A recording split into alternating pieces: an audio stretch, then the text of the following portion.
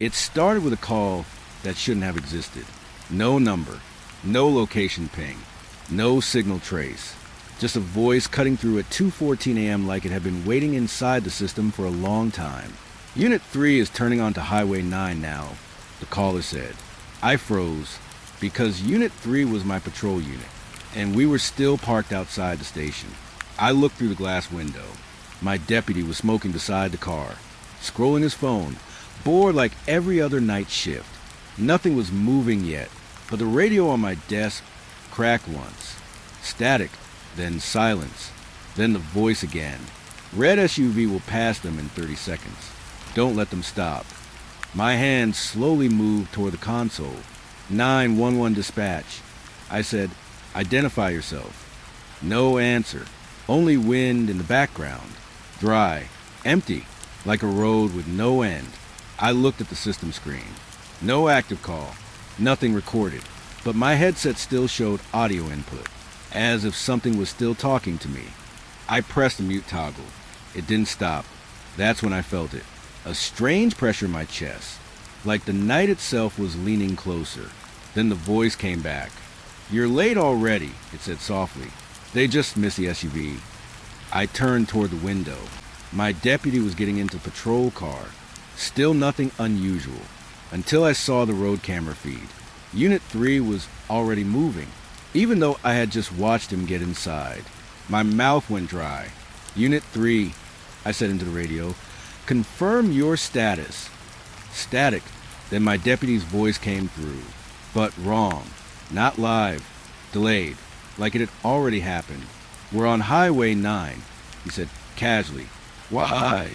I looked at the monitor again. The patrol car was driving, but the timestamp said 2:11 a.m., 3 minutes before the call even arrived. The radio clicked again. The unknown voice whispered, now watch the SUV. I didn't want to, but I did, because something in me already knew it was too late to stop looking. And then I saw it, a red SUV crossing the intersection on Highway 9, exactly where the caller said it would be. My breath stopped, because the patrol car hadn't even reached that intersection yet. But the crash audio came through anyway. Metal screaming, glass breaking, a short burst of panic on my deputy's channel. Then silence.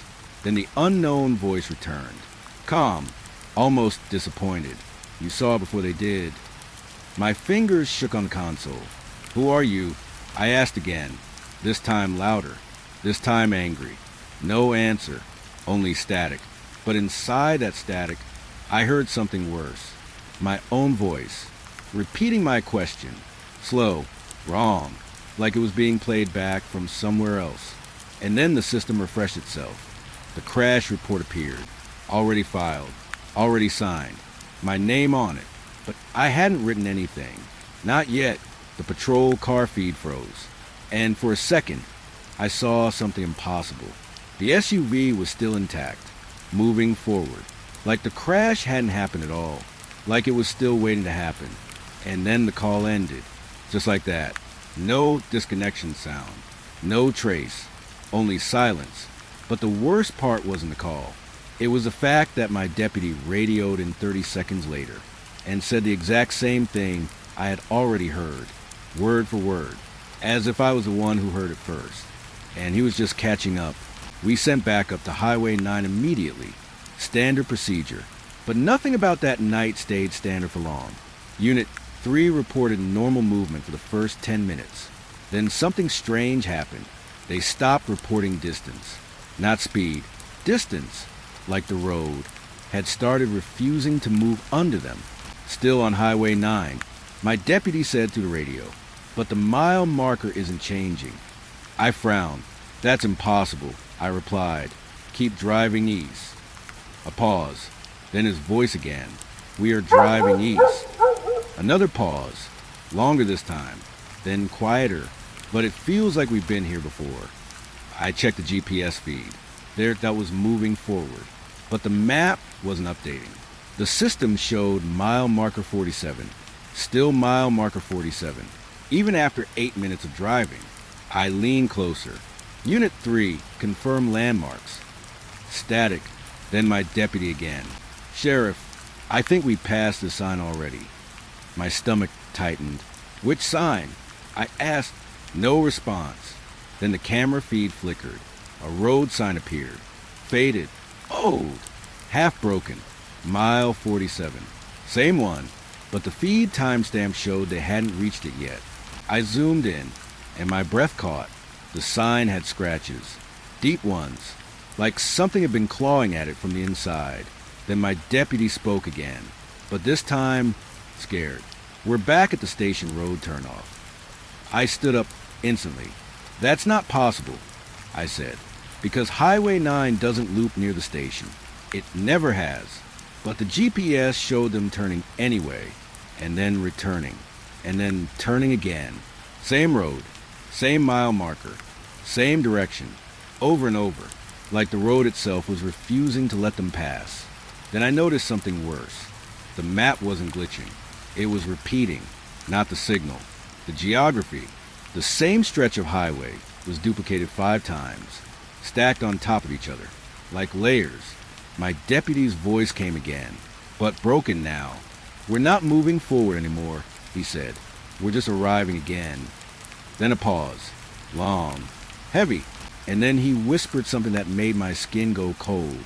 Sheriff, I saw our patrol car pass us. I froze.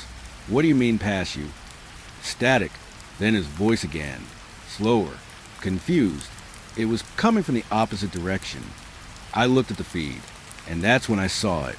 Their patrol unit, driving toward themselves, on the same road, on the same mile marker, but from the wrong direction, like the road had folded, and both ends were now the same place. Then the system blinked, once, and reset the map, back to mile 47. Again, but this time the patrol had multiplied.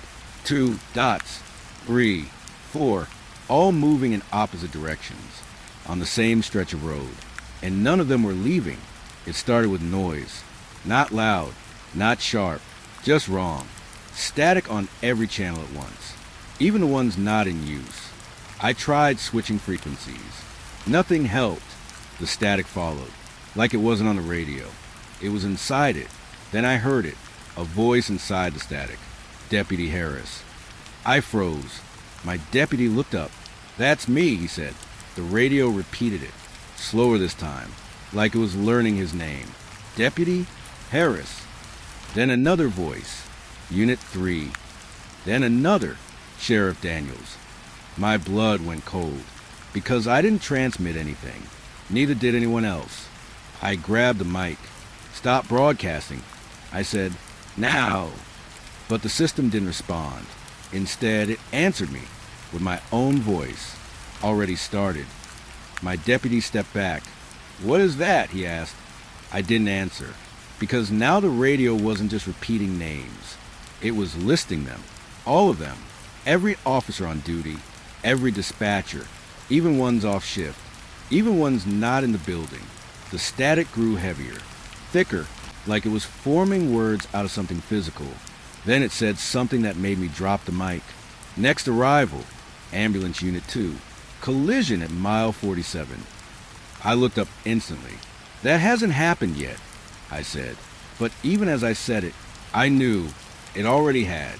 The radio clicked again, and a new voice entered. Calm, familiar, my deputy's voice, but wrong. Not live, recorded. We're already inside the crash, it said. Then silence, then static again. And in that static, I heard breathing. Close, too close, like someone was standing behind the radio itself. We sent 3 units this time. No one came back the same, because the road wasn't behaving like a road anymore. It was reflecting them. Officer Grant called first. Sheriff, there's a vehicle approaching. I leaned forward. Describe it. A pause. Then, its headlights are wrong. What do you mean wrong? Static. Then slower. They're facing us. I frowned. That's normal. You're meeting traffic.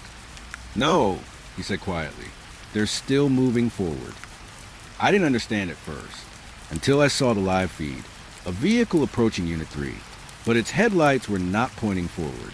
They were pointing directly at Unit 3, like it was driving backward. but still going forward.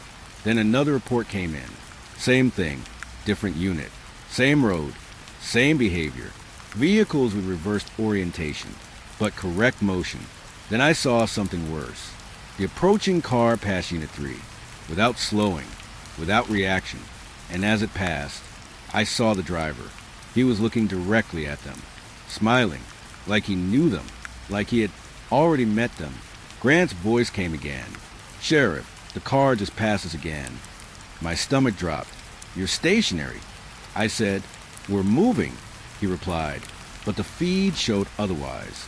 The patrol car wasn't moving. The road was moving under it. Then the headlights appeared again. Same vehicle, same position, approaching again. From behind this time, Grant whispered, "It's coming from both directions."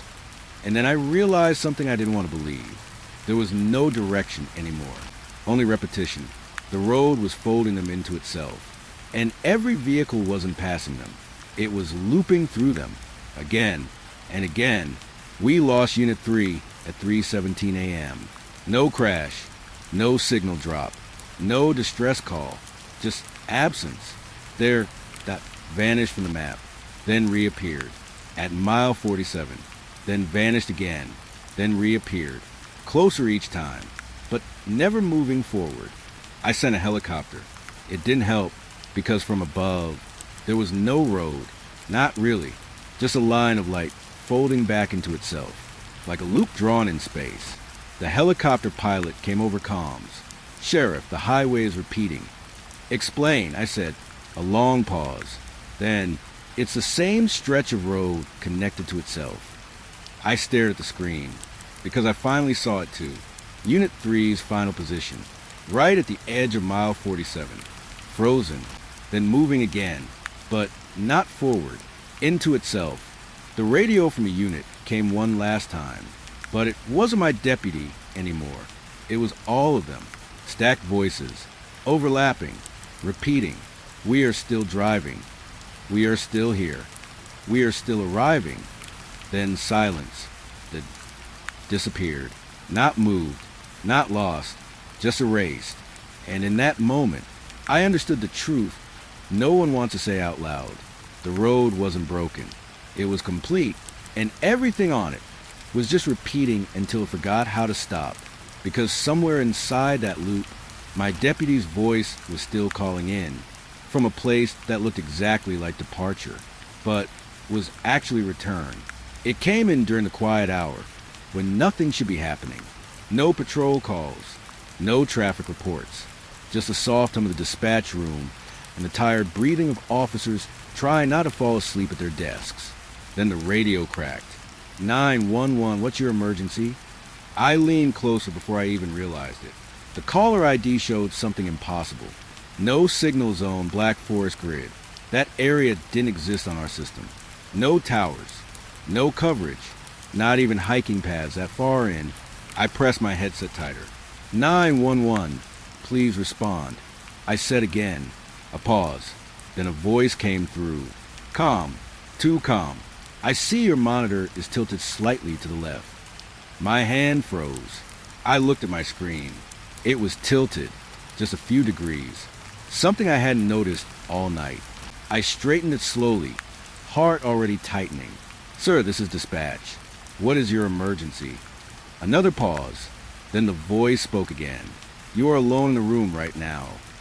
I looked around before I could stop myself. 2 officers were still here. One drinking cold coffee, one scrolling on his phone. But the voice didn't feel wrong. It felt certain. "Identify yourself," I said, forcing my tone steady. The voice didn't answer that. Instead, it said something worse. "Unit 12 is approaching the forest road now. You should tell them to turn back." I glanced at the active patrol screen. Unit 12 was not supposed to be near that zone. I checked the schedule. They weren't even assigned there. I leaned forward. "Unit 12, confirm your location." Static hit the line. Then Officer Kane's voice broke through. "Approaching Forest Route 7. We're responding to a noise complaint from dispatch request." My stomach dropped. "I never sent that," I whispered. The other dispatcher looked at me. "What?" I pointed at the screen. But before I could explain, the caller came back. You didn't send it, but you will. My throat went dry.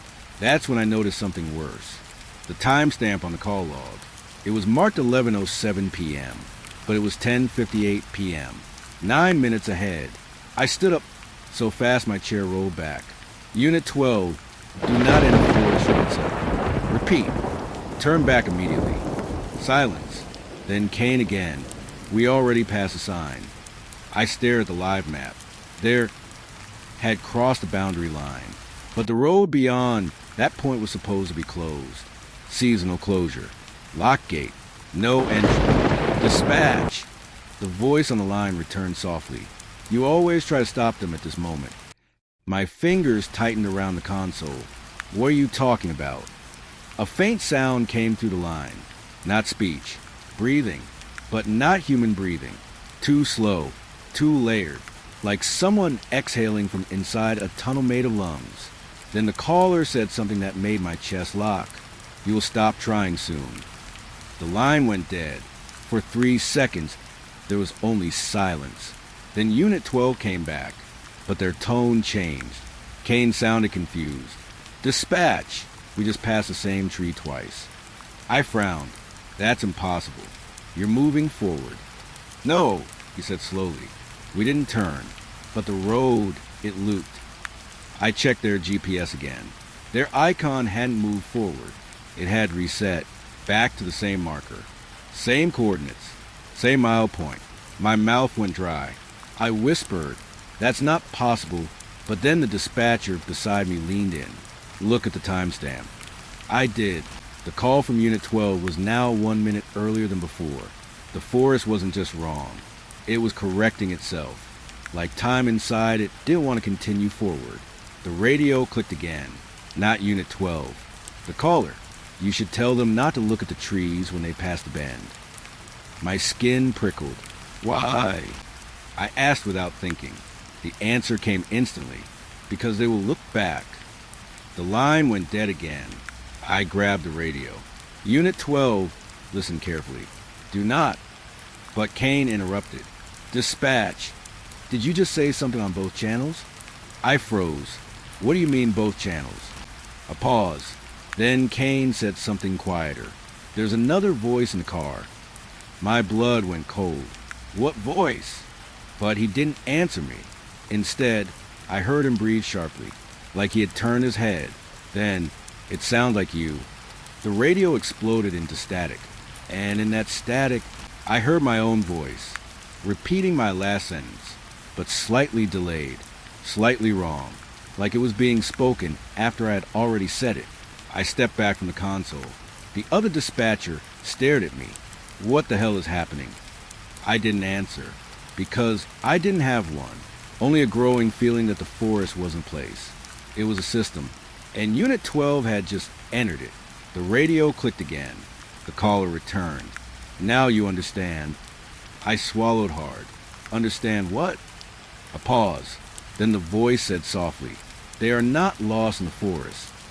They are lost in the version of the forest that is still listening. And then quieter, and it is learning from you. The line cut. Unit 12 signal vanished from the map. Not moved. Not stopped. Erased. Like they had never entered at all. But I knew better, because on my screen, a new icon appeared, marked Unit 12, and it was already halfway back to the station. I told myself it was a glitch. That's what everyone says when something doesn't fit the world they understand. A glitch, a delay, a broken GPS feed.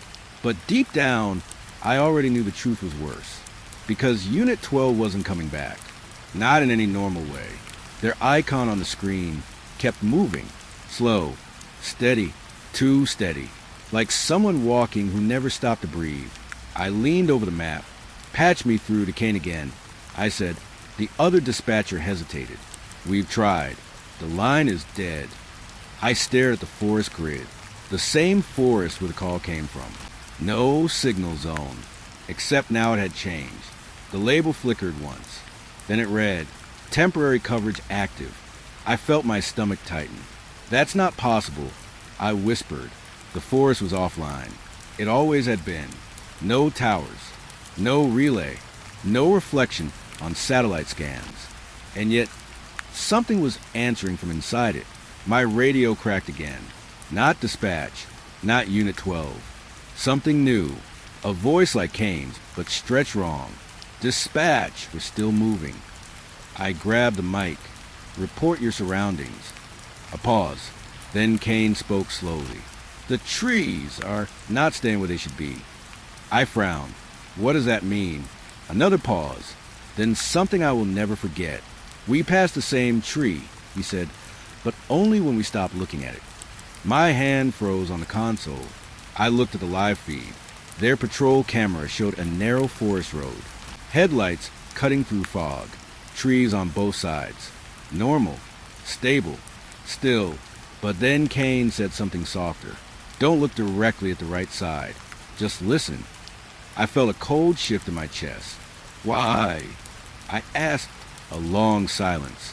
Then, because it moves when we do. The radio hissed. The video feed flickered. And for half a second, I saw it. A tree on the right side of their road. Closer than it should be. No movement. Just wrong placement. Then it snapped back into place like nothing happened. I blinked hard. My second dispatcher leaned in. You saw that too, right? I didn't answer. Because I wasn't sure I wanted confirmation. The radio came alive again. But this time it wasn't Kane.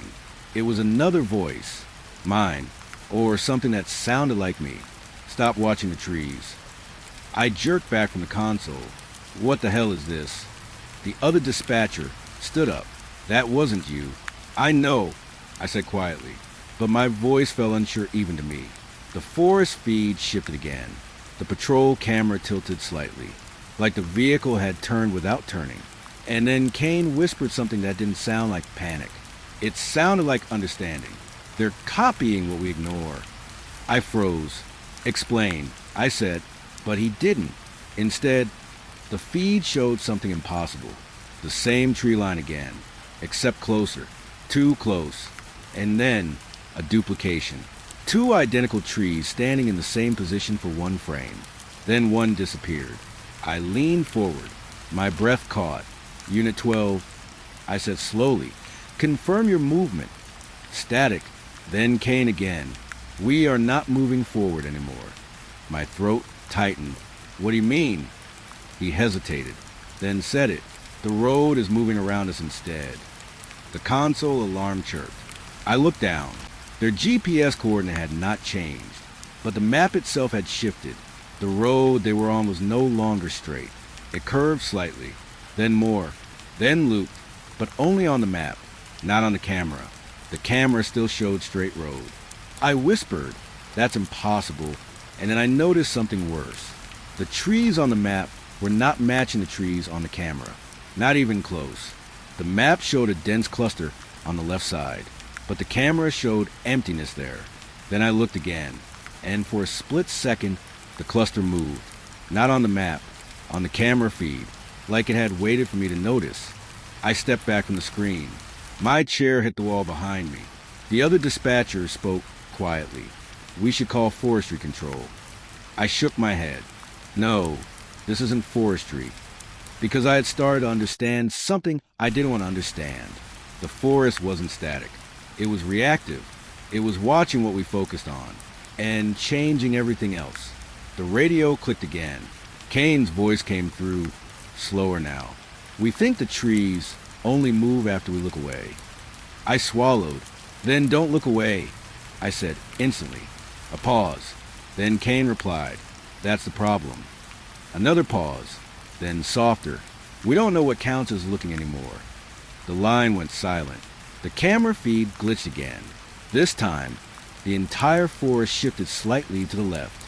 Just a few pixels, but enough to make my stomach drop, because nothing in reality should ever move like that.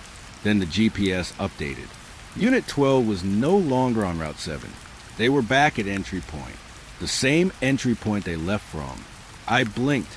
No, that's not right. The other dispatcher leaned in. They reversed. I shook my head. They didn't reverse. They never left. But even as I said it, I knew it didn't make sense. Because I had the footage. I had the audio. I had their voices. And then the radio spoke again. Not Kane. Not dispatch. Just a calm, steady voice. You are learning the pattern now. I froze. The voice continued. The trees do not move when seen. They move in the space between attention. I felt my skin crawl. I whispered, "Were you?" A pause. Then, "We are what remains when nothing is being observed correctly." The radio cut. The map flickered. And for a moment, every tree on the screen leaned slightly toward the road, as if listening, as if waiting for us to look away again.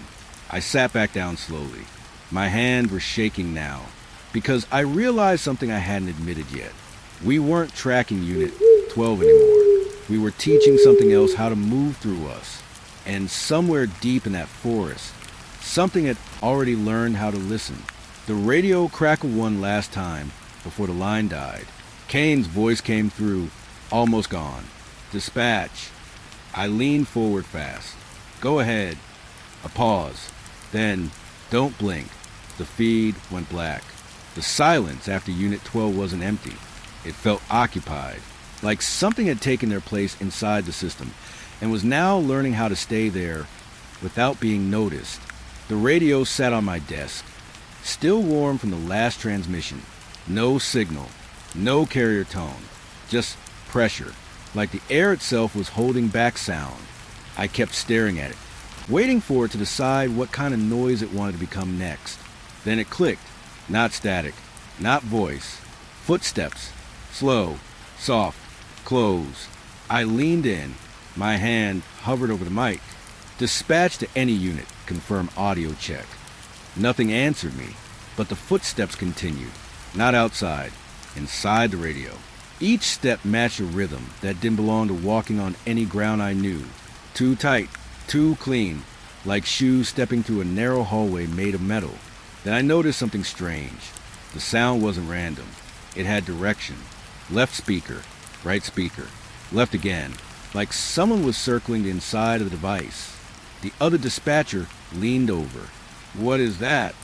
"I don't know," I said quietly.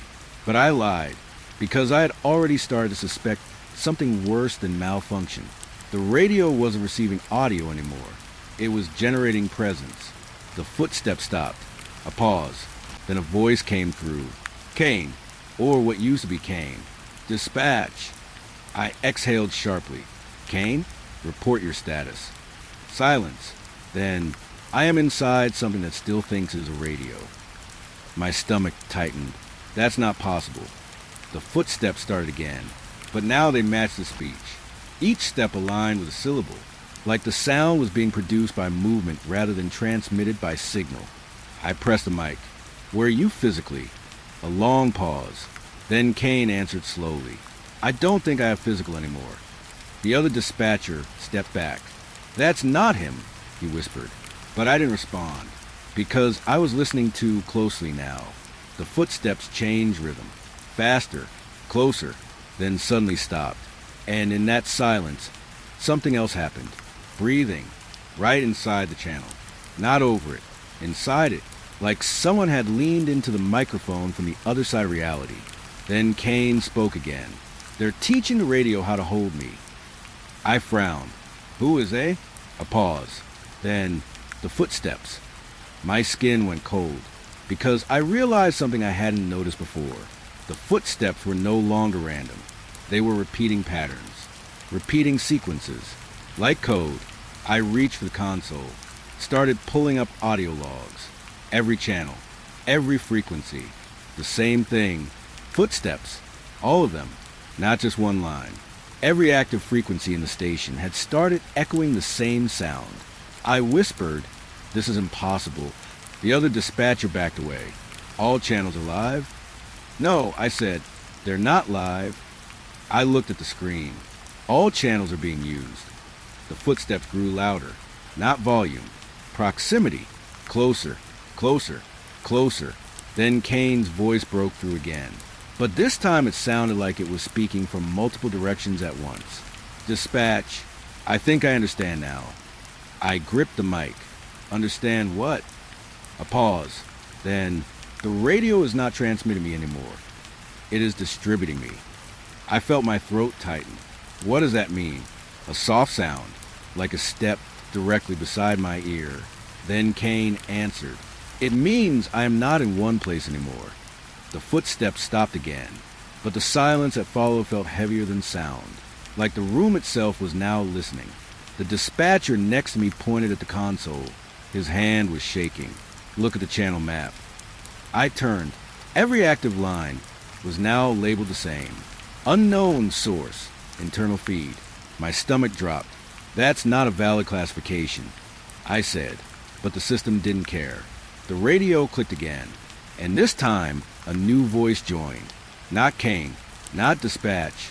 It sounded like someone trying to imitate speech after hearing it only once. Dispatch. The voice paused, then repeated itself slightly wrong. Dispatch. Then again, dispatch. I stepped back slowly. The footsteps returned, but now they were inside the room, not the radio. Inside the speakers, inside the ceiling speakers, inside the walls.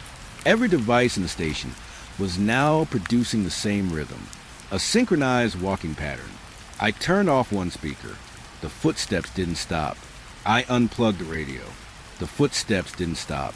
The other dispatcher slammed his headset off. The footsteps continued in his empty earpiece. I froze. This isn't coming through devices anymore. I whispered. He looked at me. Then where's it coming from? I didn't answer immediately, because I was starting to feel it, not hear it. Feel it. The rhythm was in the room itself now, like the space between objects had learned how to imitate movement. The radio crackled again. Kane's voice came through, but softer now.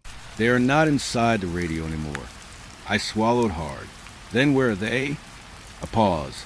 Then, they are using it to find where we listen from. The footsteps suddenly stopped. Everything went quiet. Too quiet.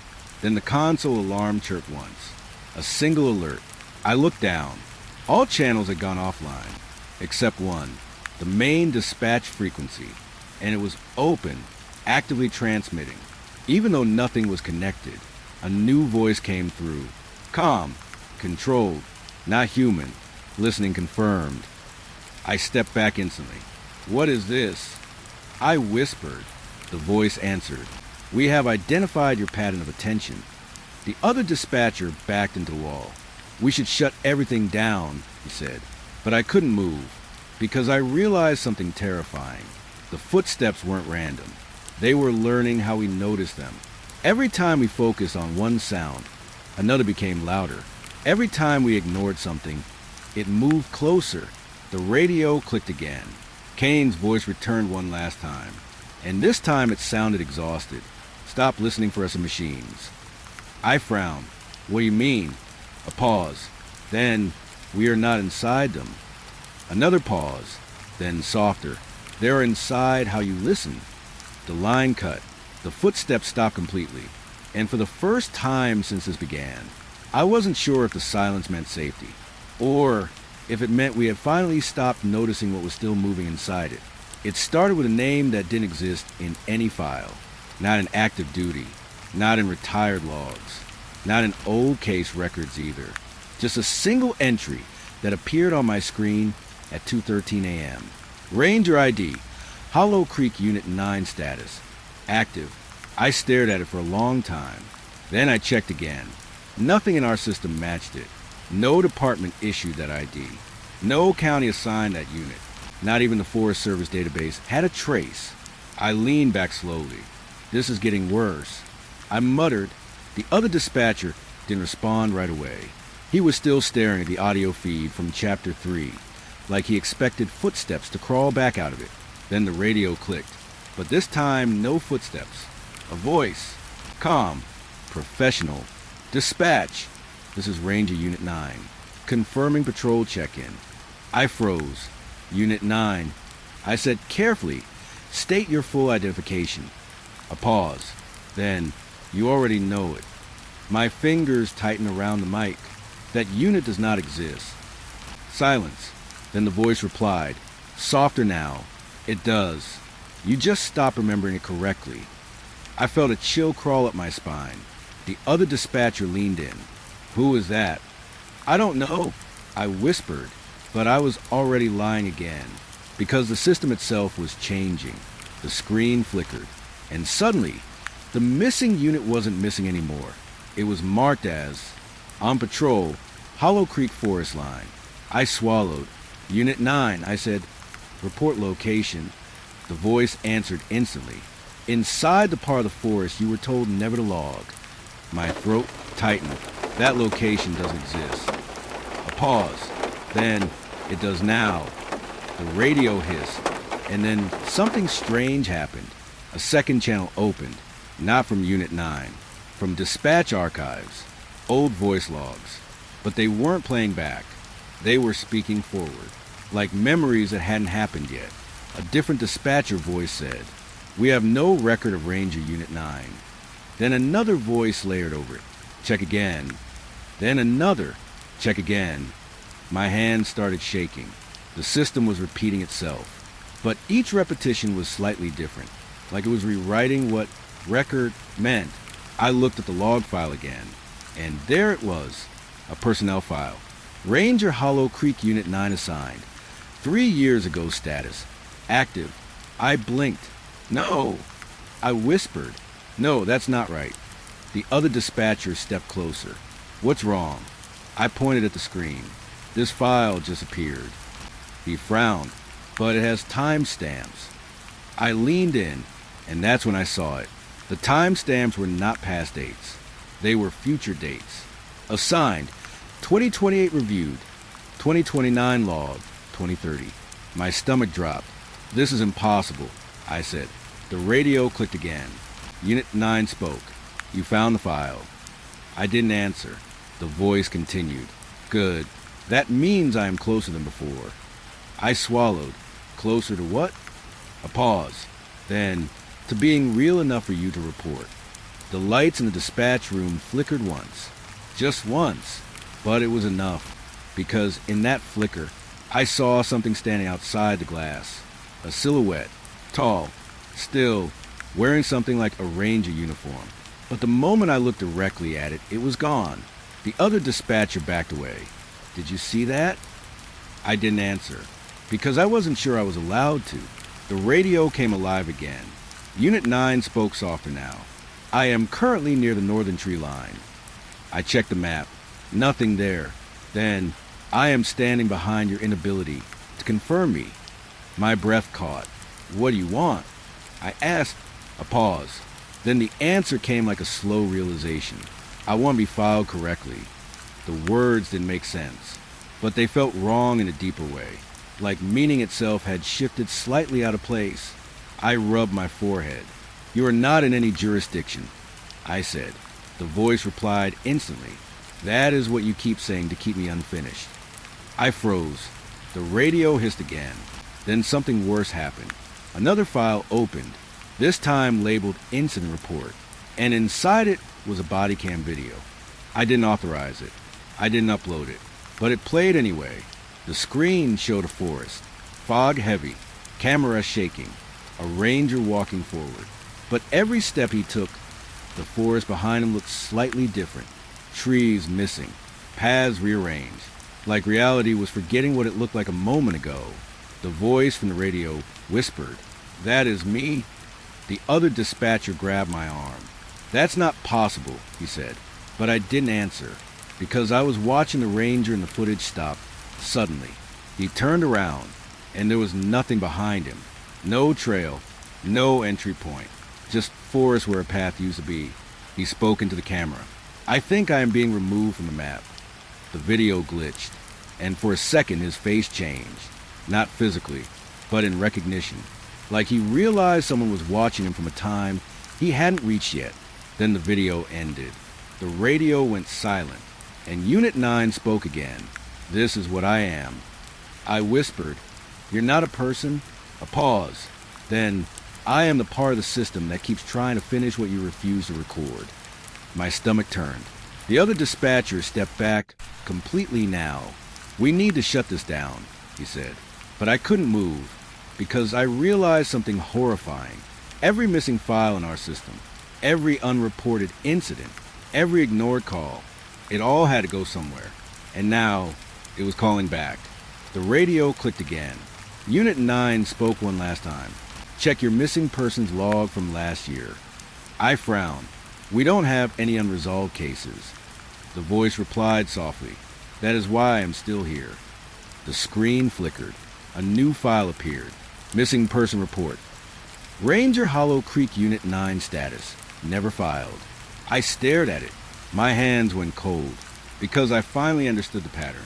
This wasn't a ghost. This wasn't a glitch. This was something that existed only in the space between documentation and denial, and the more we failed to record it, the more it became able to speak. The radio hissed one final time, and the voice said quietly, "You are already answering for me." The line went dead, but on my screen, the status changed again. Unit 9, currently inside station logging system, and somewhere behind me, a file drawer clicked open by itself. The fog rolled in like it had been waiting outside the station all night. Not weather, not normal mist. This one moved wrong. Too dense near the ground.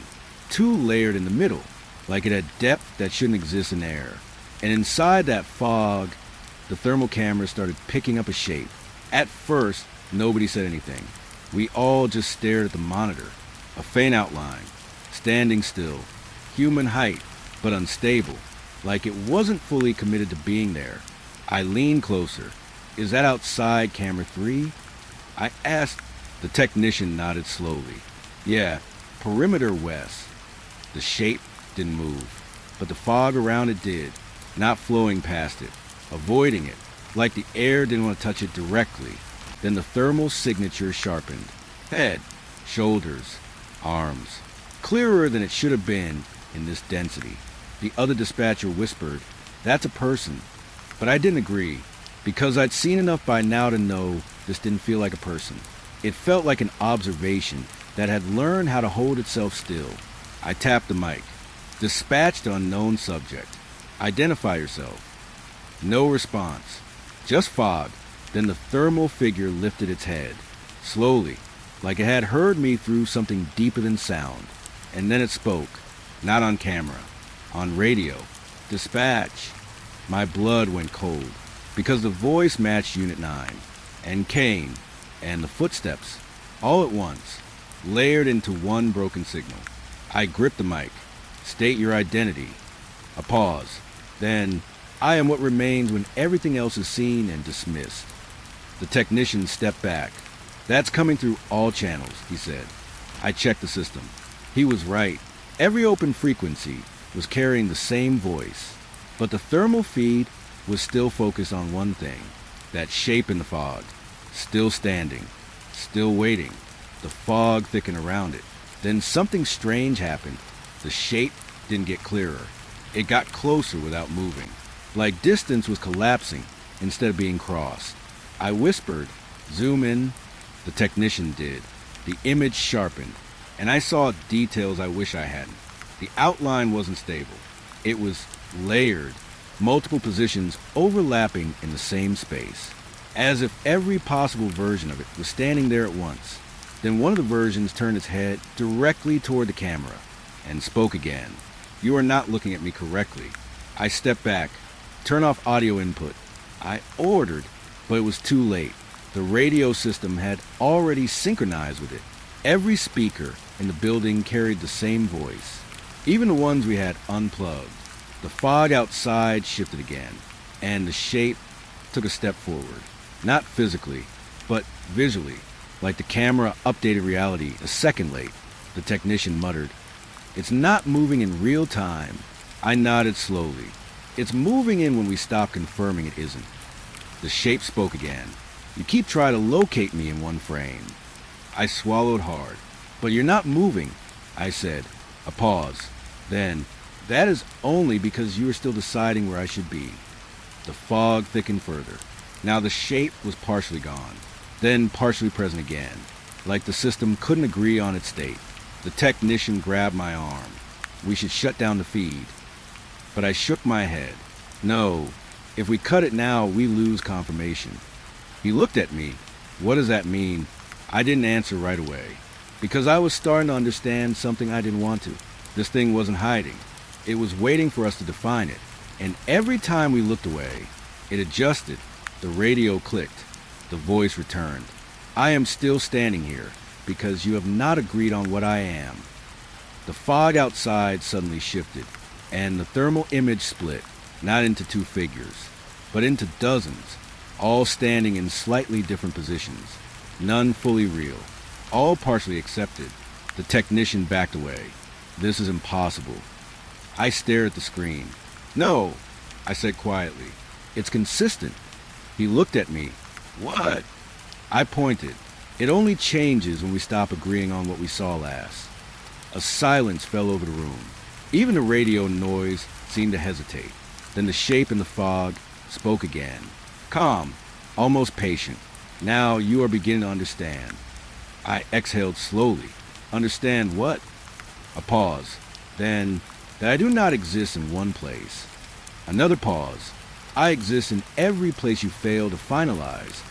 The words hit harder than they should have, because it explained everything we had seen so far. The ranger who shouldn't exist, the footsteps inside audio, the force that moved when unobserved. It wasn't separate incidents. It was the same thing. A system reacting to incomplete attention. The technician whispered, "So what do we do?" I didn't answer, because the answer was starting to form in my mind already, and I didn't like it. The radio hissed again. The voice returned softer now. "You are trying to stabilize me by observing harder." I frowned. "We are trying to identify you." A pause. Then, "That is the same mistake." The fog outside suddenly thickened again, and for a moment, the thermal image disappeared entirely, then returned. Closer.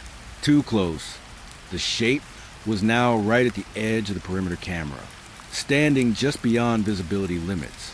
The technician panicked. "It's at the station boundary." But I noticed something else. It hadn't crossed. It had simply become part of the edge, like the boundary itself had developed awareness. The voice spoke again. Looked directly at me. I hesitated. Every instinct screamed not to, but I did. I leaned into the screen, and for a second, everything stabilized. One figure, clear outline, standing still in fog. Then it spoke, quietly. "Good." I felt a chill. "Why?" I whispered. A pause. Then, "Because now you're finally seeing only one version of me." The technician shouted, "Don't look away!" But it was already too late, because the moment I blinked, the image fractured again. Dozens of versions, all slightly different positions, all equally real, and the voice returned, overlapping itself. "You cannot hold me in one place, because you are not one place." The radio system started failing, not crashing, desynchronizing, each speaker producing slightly different timing. The fog outside swirled violently now, and the thermal shape began to step forward again. Not one step, multiple possible steps collapsing into one decision. The technician grabbed my shoulder. "We're losing system integrity." But I was no longer looking at systems. I was looking at the pattern. It didn't want to be seen. It wanted to be agreed upon, and we were failing to agree. The voice came one last time. Calm, final. "When you stop trying to locate me." A pause. "I will finally become what you fear most." The radio went silent. The fog outside thickened until the camera feed turned white, then black, and in that blackness, for the first time, something stayed visible, standing, still, waiting for us to decide what it was. I remember standing in the station hallway, staring at the clock, trying to convince myself I had just walked in, but the problem was simple. No one could remember me arriving, not the sergeant, not the desk officer, not even the CCTV log. And worse, I couldn't remember it either. My boots were already dirty like I had been outside for hours. My radio was already clipped to my shoulder. My duty sheet already had my signature on it, but I never signed anything. I stood there, frozen, watching the shift board. My name was already listed under Night Patrol Unit 3. Who put me on duty? I asked the clerk. He didn't look up. "You've been on since 6 p.m. I checked my watch. 6:42 p.m. That didn't make sense. I hadn't even been at work at 6. A cold feeling spread in my chest. Not fear yet, just confusion, the kind that slowly becomes something worse. I walked to the security room to check the entry logs. The guard there looked tired, like he hadn't slept in days. He scrolled through the system. "You came in through the east gate," he said casually. "That gate was closed." I replied. He shrugged. "Not according to the system." Then he turned the monitor toward me. There I was, walking in. Timestamp, 6:01 p.m. But the problem was not just the time. It was the footage. I was walking alone. No car. No radio chatter. Just me, stopping at the gate like I was waiting for something to let me in. Then the gate opened, slowly, by itself. I leaned closer to the screen. "That's not real," I whispered. The guard finally looked at me. "It is real. You've been here for hours." I felt something shift inside me. Hours? I had just arrived. But then I stopped, because I couldn't actually remember the moment before walking into the station. It was like someone had cut it out, like a missing page in my own memory. I walked out of the security room, trying to breathe normally. The hallway lights flickered once, then twice, and for half a second, I thought I heard footsteps behind me. I turned, empty hallway, but my radio crackled, a soft burst of static. Then a voice, my own voice. "Unit 3, report position." I froze. That wasn't me speaking. I hadn't keyed the mic. I slowly lifted the radio. "Dispatch," I said carefully. "This is Unit 3. I'm inside the station." A pause, then static again, then my voice again. "No, you are not inside yet." My hands went cold. I looked around the hallway. The exit door was still open behind me, but now it looked farther away than before, like the building had stretched. I took one step back. The door didn't move closer. Instead, it felt like I was moving away from it without walking. That's when I noticed something worse. My duty log, it was updating on its own. Timestamps changing. Assignments shifting. As if my entire shift was being written in real time by something I couldn't see. I whispered, "What the hell is happening?" The radio answered instantly. "Not dispatch. Me, you already started your shift." The lights flickered again, and this time when they came back, the hallway behind me was different, longer, colder, and the exit door was gone, just a blank wall where it used to be. That was the moment I understood. I hadn't arrived late. I had arrived wrong. And something inside the station had started my shift before I even existed in it. It started with a sound no one could explain, a slow inhale, like something inside the detention block was breathing through metal walls. We checked the inmate records first. Nothing. No one booked in. No arrests. No transfers. But the sound kept coming. I stood outside Cell 4B, staring at the door. Locked, but not normal locked. The metal looked warm, like it had been touched recently. "Open it," the sergeant ordered. The guard hesitated. "There's no inmate inside." "Open it anyway." The keys clinked. Each sound felt too loud. When the door finally opened, the smell hit first. Not decay, not rot, something worse, like air that had been inside a closed mouth for too long. The cell was empty, but not really empty. The mattress was pressed down like someone had been sitting there. The blanket was folded, perfectly, too perfectly, like it had been arranged. I stepped closer. The breathing sound stopped. Complete silence. Then, a shift. The fluorescent light above flickered once, and the mattress rose slightly, like something invisible had just stood up from it. I backed away instantly.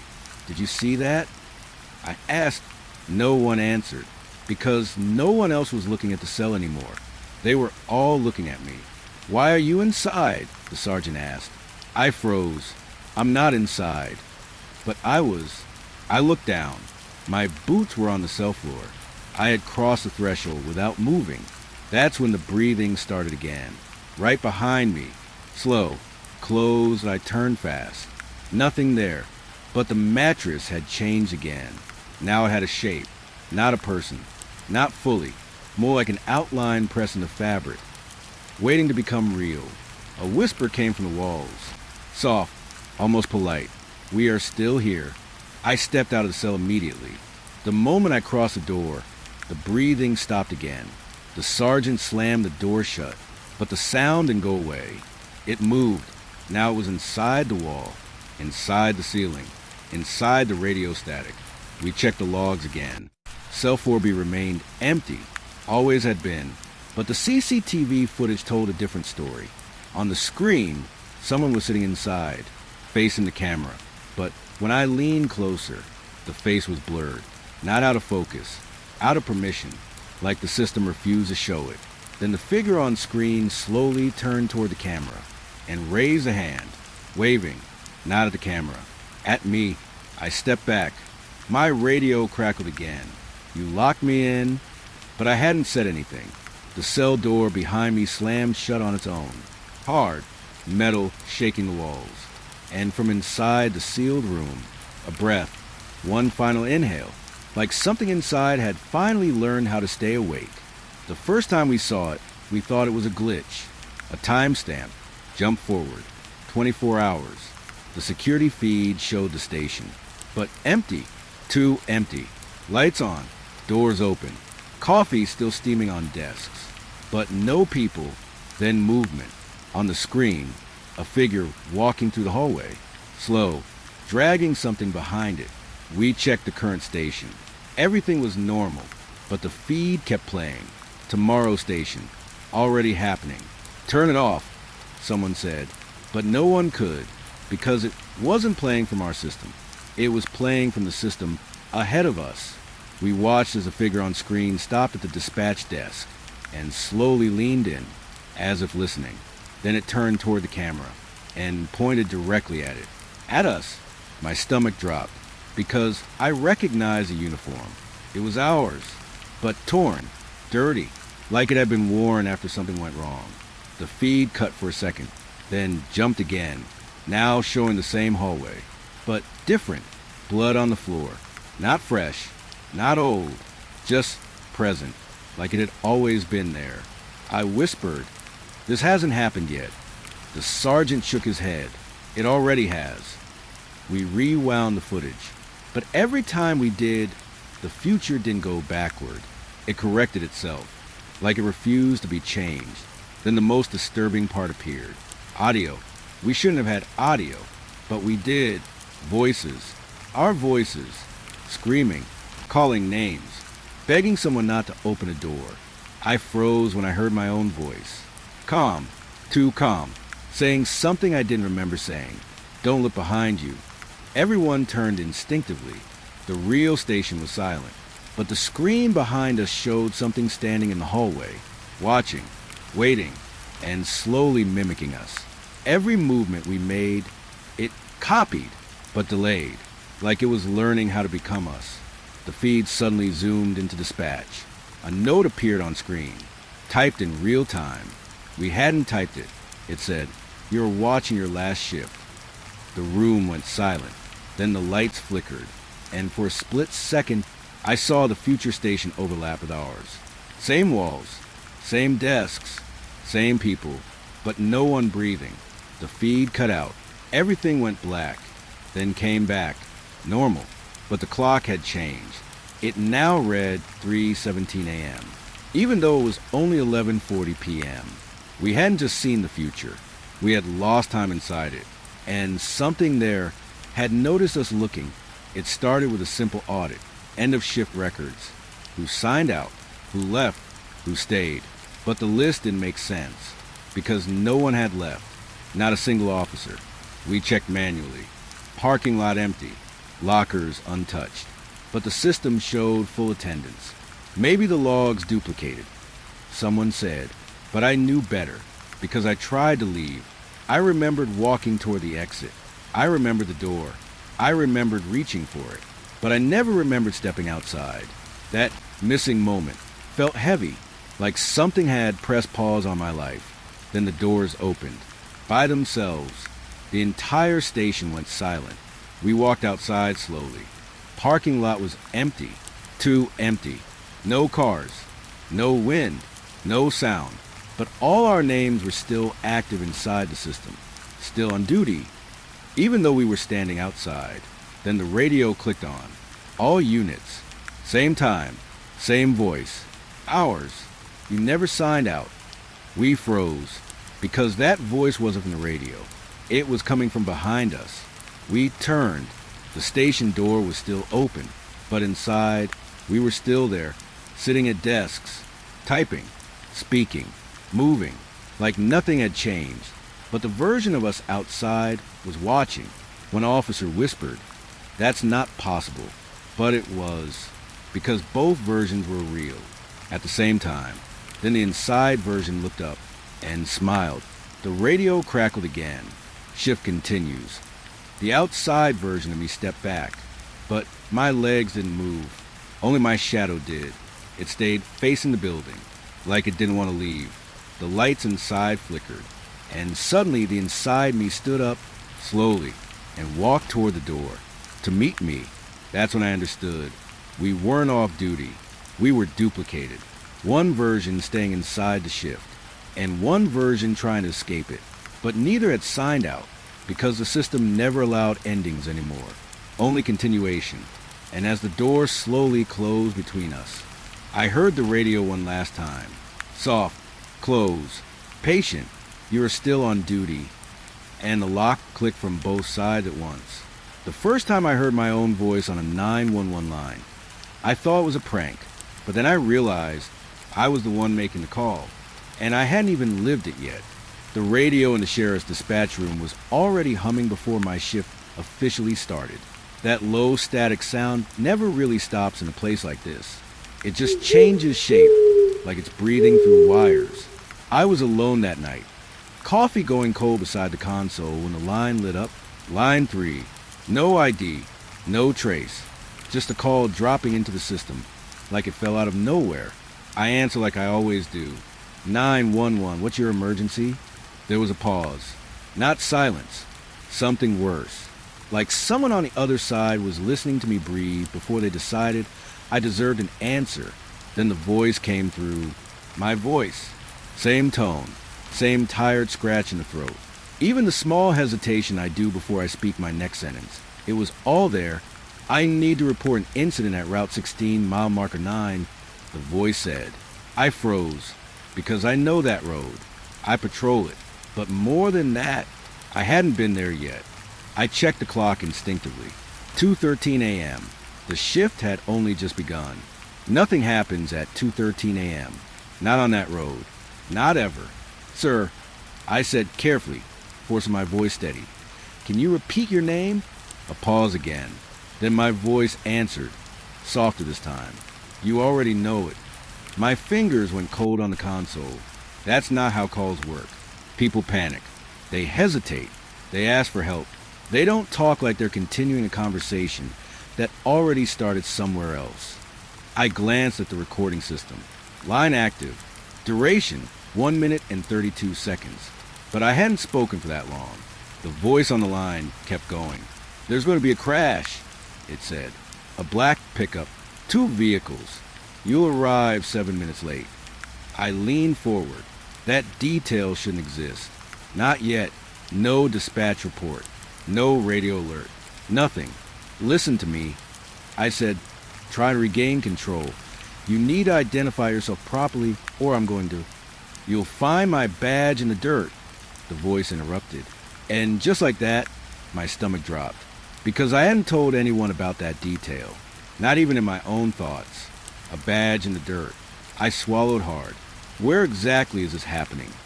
Static crackled for half a second, like the line was shifting between places. Then my voice came back again. Route 16, mile marker 9, eastbound lane. The deer will come first. I stood up without realizing it. The chair behind me scraped hard against the floor. Deer accidents happen there sometimes.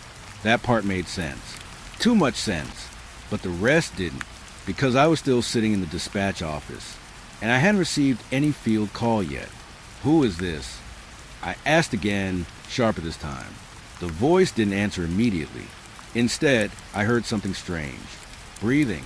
My breathing. Close. Too close. Like someone was wearing my voice like a mask and adjusting it in real time.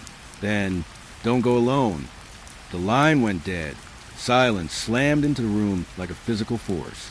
The monitors flickered once, then stabilized. The system showed the call as ended.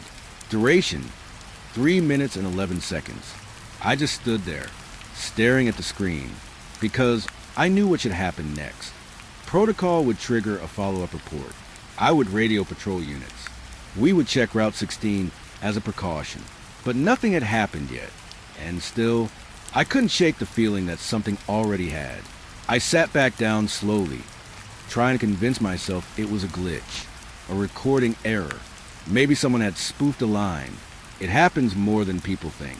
But spoofing doesn't replicate hesitation. It doesn't replicate emotion. It doesn't know how you sound when you're trying not to panic. And it definitely doesn't know things you haven't done yet. 10 minutes passed. Then my radio cracked. Dispatch! Unit 4 on Route 16, mile marker 9. Reports of possible collision. I didn't send them. I should have, but I hadn't yet. My hand hovered over the radio. Unit 4, I said slowly, confirm origin of call. There was a pause. Then the officer answered, negative dispatch. We got the alert 5 minutes ago from Central. I turned to the console. Central hadn't sent anything.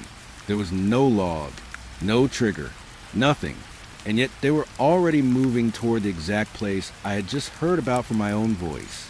I felt something tighten in my chest, like the system wasn't reacting to reality anymore. It was reacting to something before reality. I grabbed the call log and opened it again. Line 3, still there, still recorded. But now there was something new. A timestamp below it that wasn't there before. 2:19 a.m., incident confirmed. My heart stopped for half a beat, because it was still 2:15 a.m. I hadn't even reached 2:19 yet. I leaned closer to the screen. The words didn't flicker. They didn't glitch. They just existed like they had always been there, waiting. The radio burst again. Dispatch, Unit 4. We have visual. Deer and roadway. Black pickup approaching fast. A crash cut through the transmission. Then silence. My hands went numb. I didn't move for a few seconds. I couldn't. It felt like my body was waiting for instructions from somewhere else. Then I did something I shouldn't have. I rewound the call log. Line 3. I hit playback. My own voice filled the room again. Calm. Controlled. Already knowing everything. I need to report an incident at Route 16, mile marker 9. I slammed the stop button immediately, breathing harder now, because hearing it again made it worse. Not clearer. Worse. Like I was listening to something that hadn't finished happening yet. And then I noticed it. At the very end of the audio file. A faint second layer under my voice. Another whisper. Say my name. But not like someone calling me. Like someone remembering me. I looked around the empty dispatch room. For the first time in my career. It didn't feel empty anymore. It felt recorded. Like every sound I made was already part of something that had been played before. The radio crackled again, softer this time. No emergency tone, just static. Then my own voice came through again. Not from the console, from the room itself. Closer this time. You didn't stop it, it said. And I realized something that made my stomach twist harder than anything before it. I was receiving a call. I was inside one, and it was still ongoing. Still recording, still waiting for me to finish what I had already said. I tried to delete the call log. That's the first honest thing I did after hearing my own voice come through the room. But the system wouldn't let me. Not like an error. Not like a warning. Like it was already locked by someone who had more authority than me. The screen just blinked once and refreshed itself. Line 3 was still there. Still active. Still marked as completed. Even though I knew it wasn't. I leaned back in the chair, forcing my breathing to slow down. You learn that part in this job. Panic makes everything worse. Panic makes you miss things. But I wasn't missing things. Things were already ahead of me. The printer behind me suddenly kicked on. That alone made my skin crawl, because nothing was scheduled to print. Paper feeds don't just activate at 2 in the morning unless someone tells them to. I turned slowly. A single sheet slid out, then another, stacking like it had a purpose.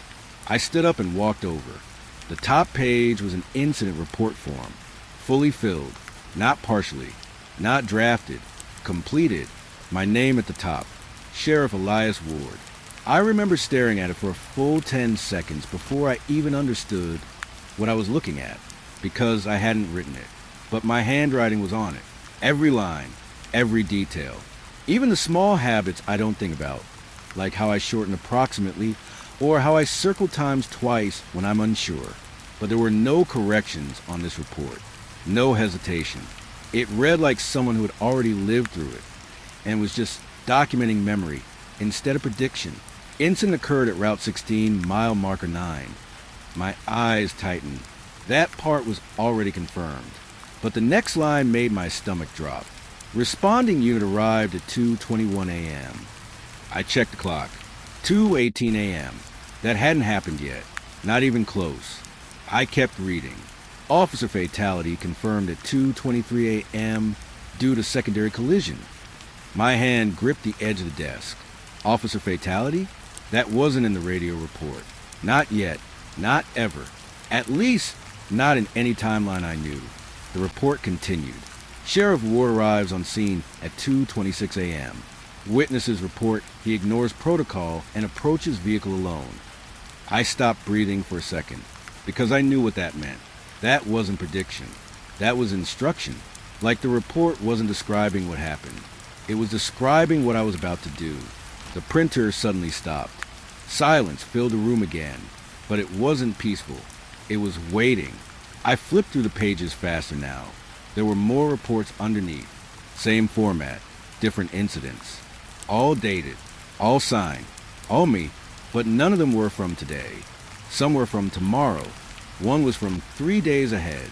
That one made my hands shake, because it mentioned something I hadn't told a single living person, not even my deputy. Sheriff Ward experiences auditory contamination through dispatch system, begins recognizing self as external caller.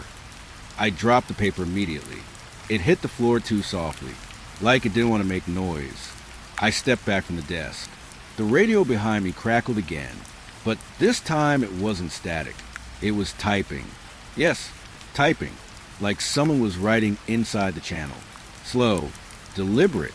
Then my own voice came through again, calmer than before, almost tired. You're reading ahead. I spun toward the console. The microphone light was on, but I hadn't touched it. I started, but stopped, because I didn't know how to finish that sentence. The voice continued.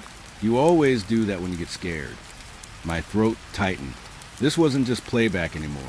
It was responsive, adaptive, like something on the other end was watching my reactions in real time. I forced myself to speak. If this is some kind of system error, I need it corrected immediately. A pause, then a soft sound, almost like laughter, not mocking, familiar. You already signed reports, the voice said. My eyes flicked back to the papers on the floor, the signatures, my handwriting, my confirmation. But I hadn't done it. At least, I didn't remember doing it. And that's when the worst thought hit me. What if memory wasn't the source anymore? What if I was remembering something that hadn't happened yet? The radio shifted again. This time, another sound layered underneath my voice.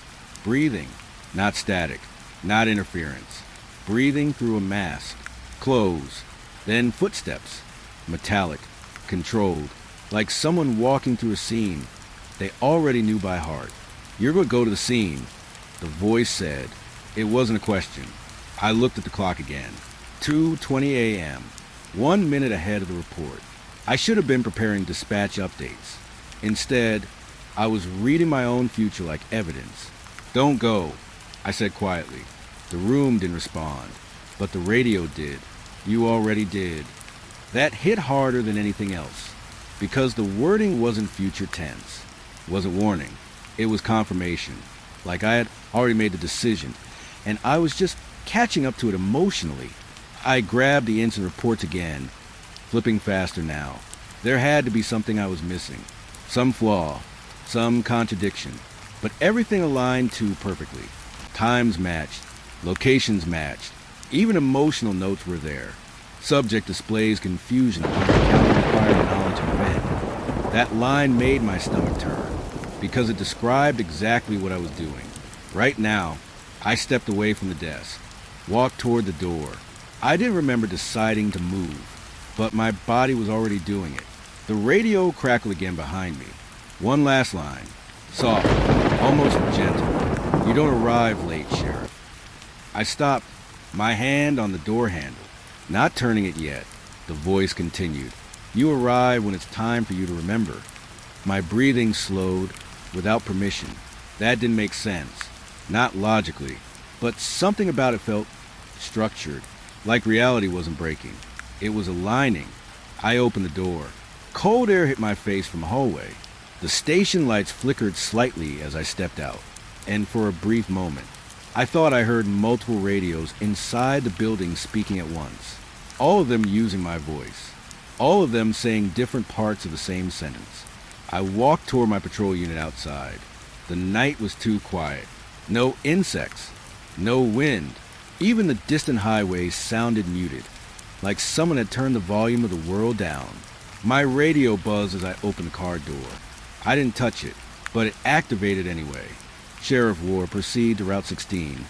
I paused. That wasn't dispatch tone. That was command tone, like it didn't need confirmation. I got into the vehicle, slowly. The seat felt colder than usual. Or maybe I was just noticing temperature differently now.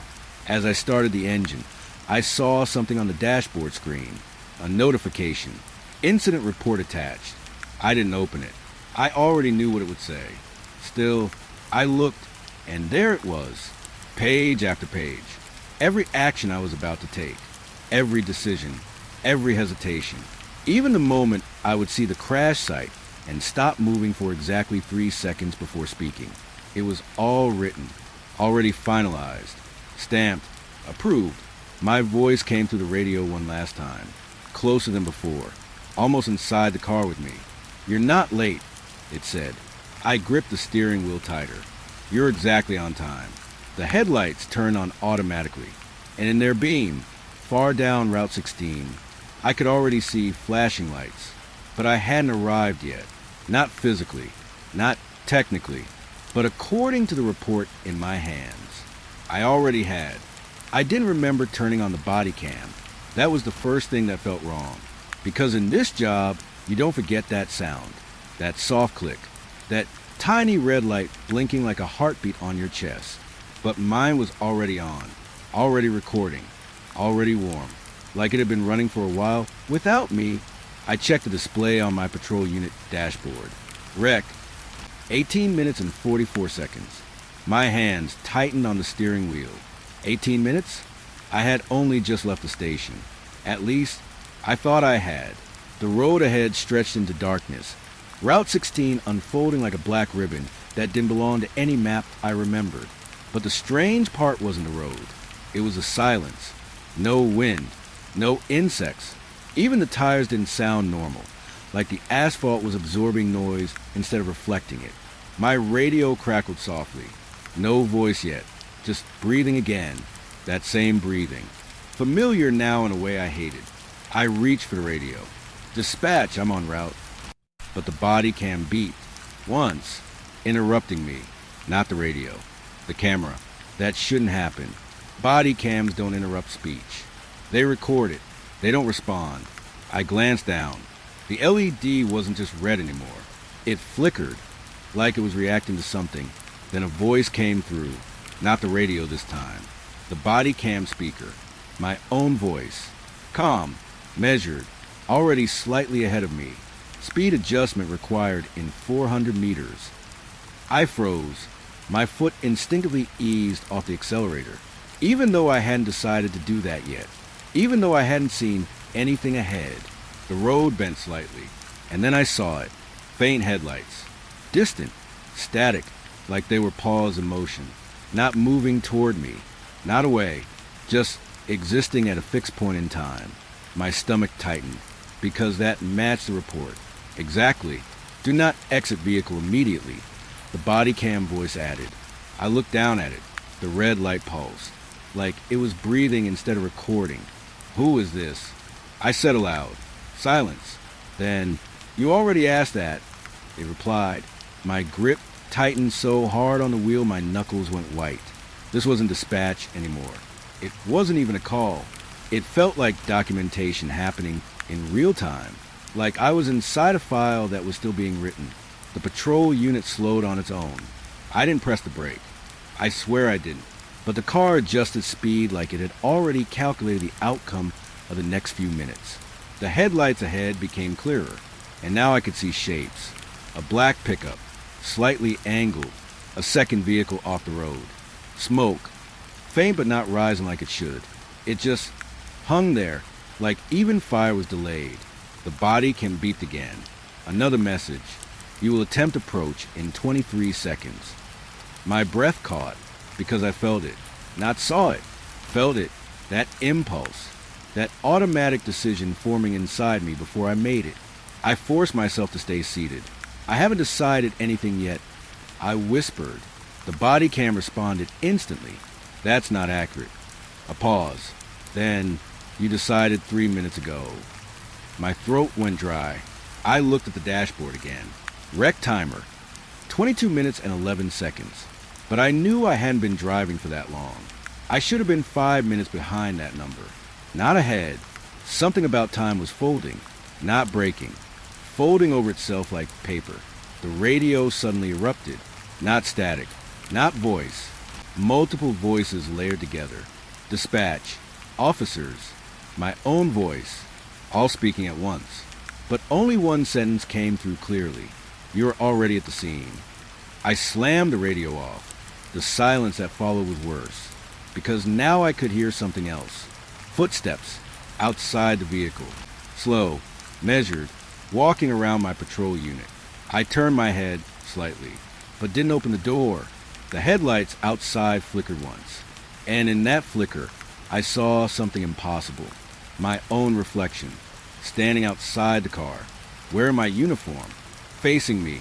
Except I was still inside. Still sitting. Still breathing.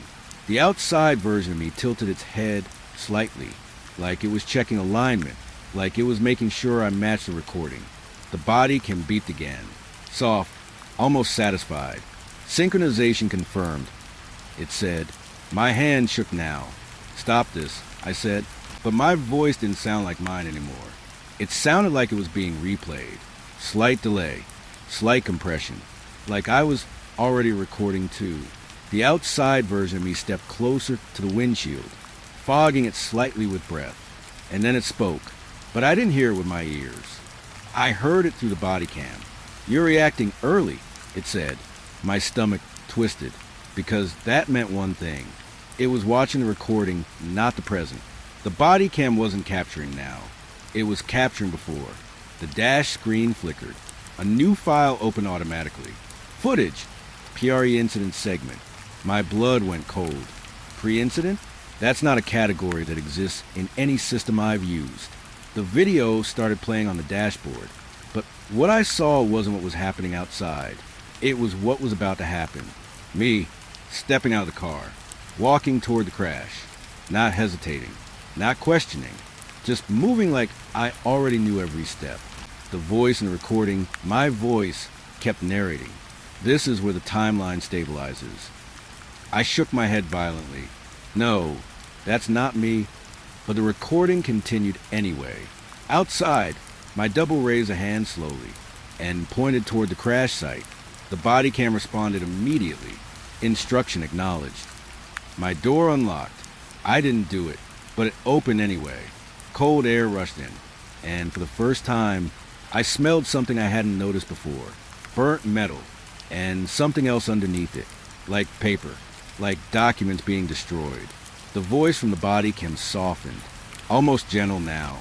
You don't stop this moment, it said. You complete it. My feet moved before my mind agreed. I stepped out, and the world shifted slightly as I did, like a frame snapping into focus. The outside version of me was gone now, but I could still feel it.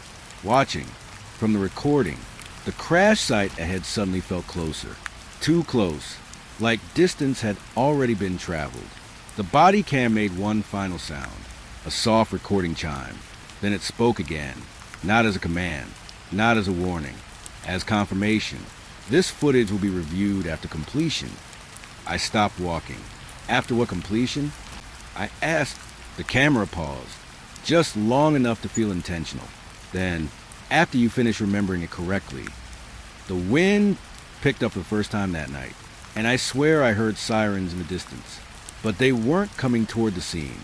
They were coming from it, like the response had already happened, and I was just arriving late to the playback. I tried to shut everything down. Dispatch console, radio, body cam feed, even the patrol unit systems. Nothing responded like it was supposed to. Every system was still working, but not for me.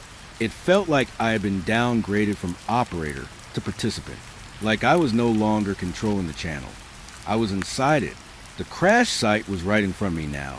Too close, too real. Black pickup twisted sideways. Second vehicle half off the road. Glass scattered like frozen rain across asphalt that didn't reflect the headlights correctly. No movement, no sound. Just that heavy, waiting stillness. Like the scene had already finished happening and was now waiting for me to agree. My body cam light blinked steadily on my chest. Recording. Always recording. I stepped forward slowly. Each step felt delayed, like my body was reacting half a second after the decision was made.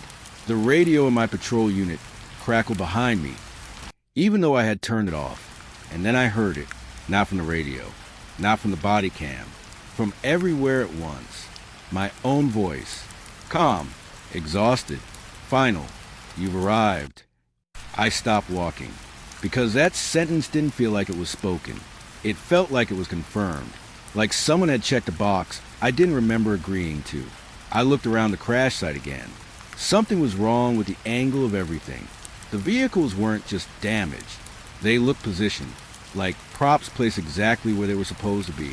Even the debris patterns felt too clean, too intentional, like the scene wasn't chaotic. It was staged to match a memory. My radio suddenly turned itself on again. This time, no static, no distortion, just a direct line, open channel. And I realized something that made my stomach drop instantly. It wasn't dispatch anymore. It was the 911 line, the same one from before. The call was still active, still ongoing, and I was still on it. My voice came through first, not responding, continuing. You're standing at mile marker 9. I felt my breath catch, because that wasn't new information. That was current reality. I was literally standing there, and yet the voice said it like it was reporting it, like it had already known. I spoke into the cold air. This is Sheriff Ward. I need to terminate this call immediately. A pause, longer than before. Then, you can't terminate it, my voice replied. Why? I asked. The answer came instantly, because it had already been completed. My chest tightened.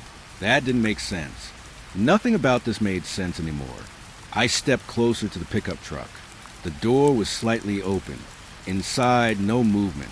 But something felt off about the seats, like they had already been occupied and then unoccupied in the wrong order. The body cam on my chest beeped again. A new file opened automatically. Call log, continuation state. I stared at it. Continuation state? That isn't a classification. Not in any system I've ever used. The audio from the body cam played softly in my ear now, not the external speaker. Direct feed, like it had moved inside my hearing. My own voice again, but this time closer, almost intimate. You're going to find something in the driver's side. I didn't move immediately, because I already knew I would. That was the worst part. Not surprise, anticipation. I walked to the pickup slowly, each step heavier than the last. The door creaked when I pulled it open. Inside smelled like burnt plastic and old paper. And there it was, on the seat, a folded incident report, fully signed, my signature. Again, I didn't touch it at first. I just stared, because the date at the top wasn't today. It was tomorrow, 2:26 a.m., final response logged. My hands went cold. That time hadn't happened yet, but the report claimed it had already been written. already filed, already accepted. My radio crackled again. And this time, the voice didn't wait. It spoke immediately. You're reading in the correct order now. I closed my eyes for a second. This isn't real. I whispered. Silence. Then my voice answered softly. That's what you said the first time.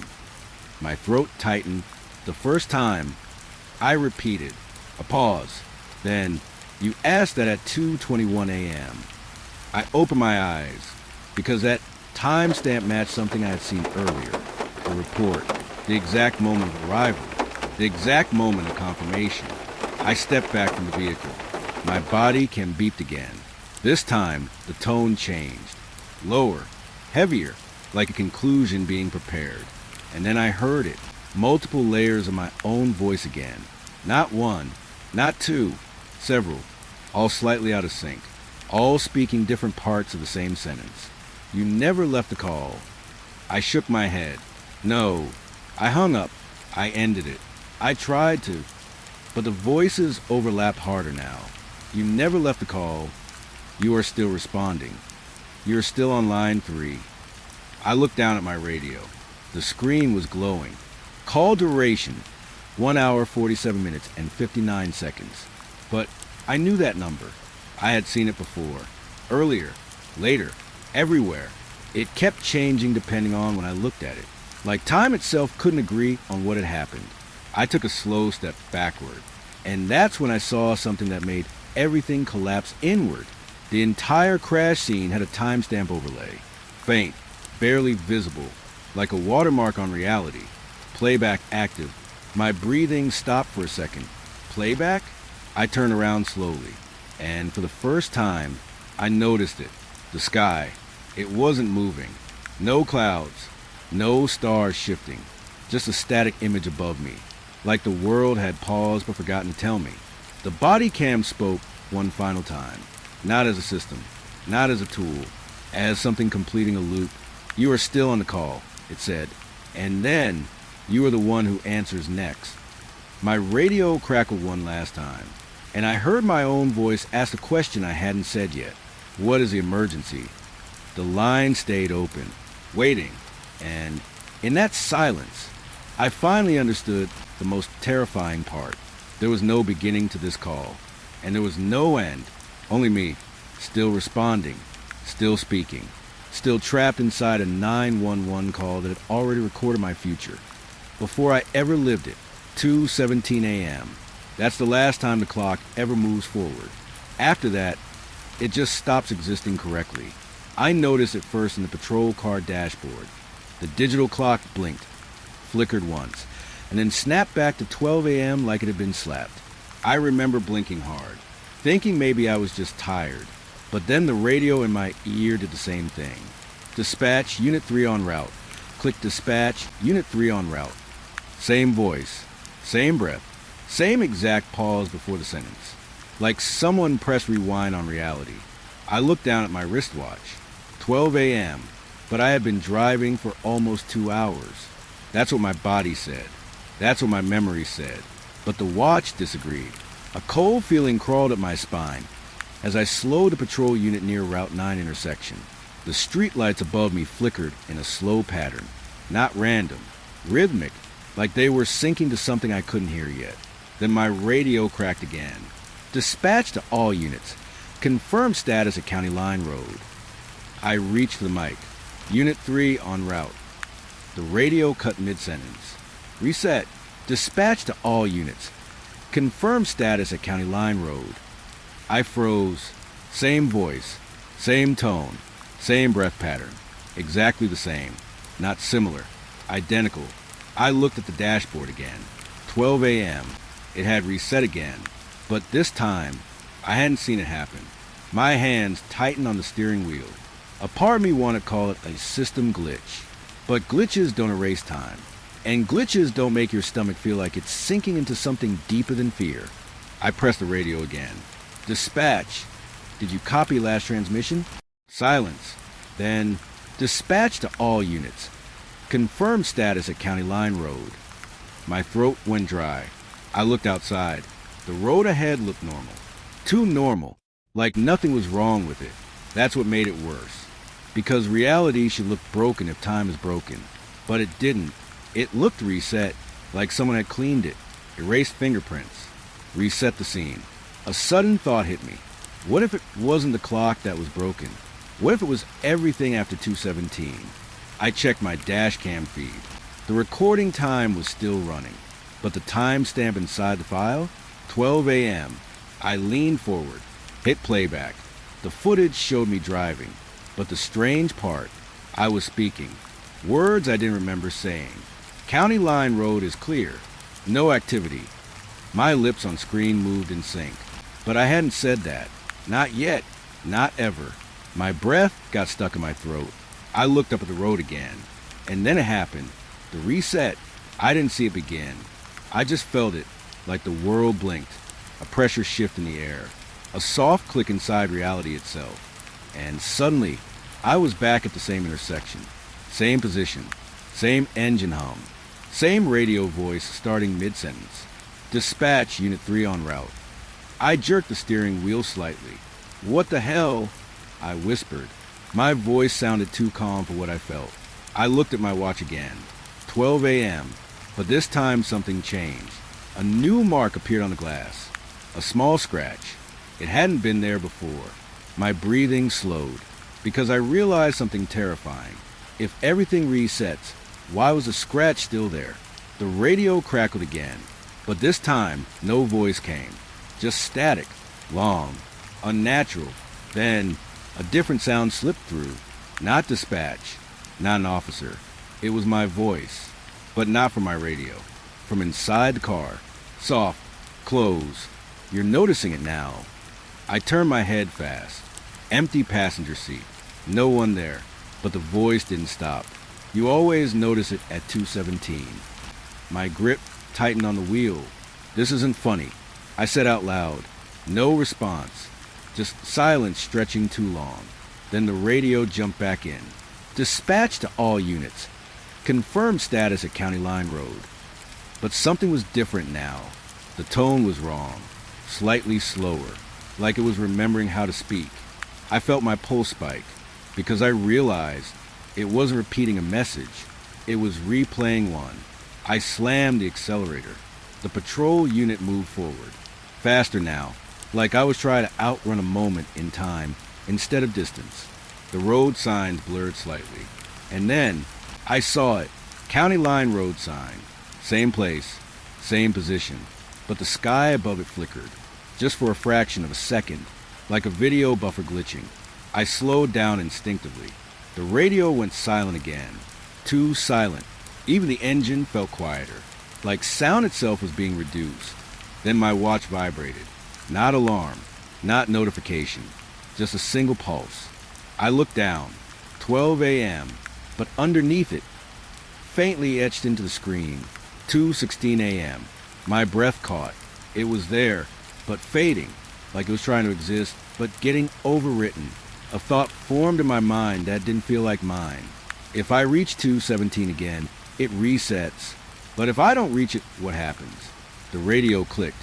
One final time. Not a transmission. A recording. My own voice. Calm. Too calm. You won't reach it the same way twice. I slammed the brakes. The patrol unit stopped. Hard. Dust rose slightly around the tires.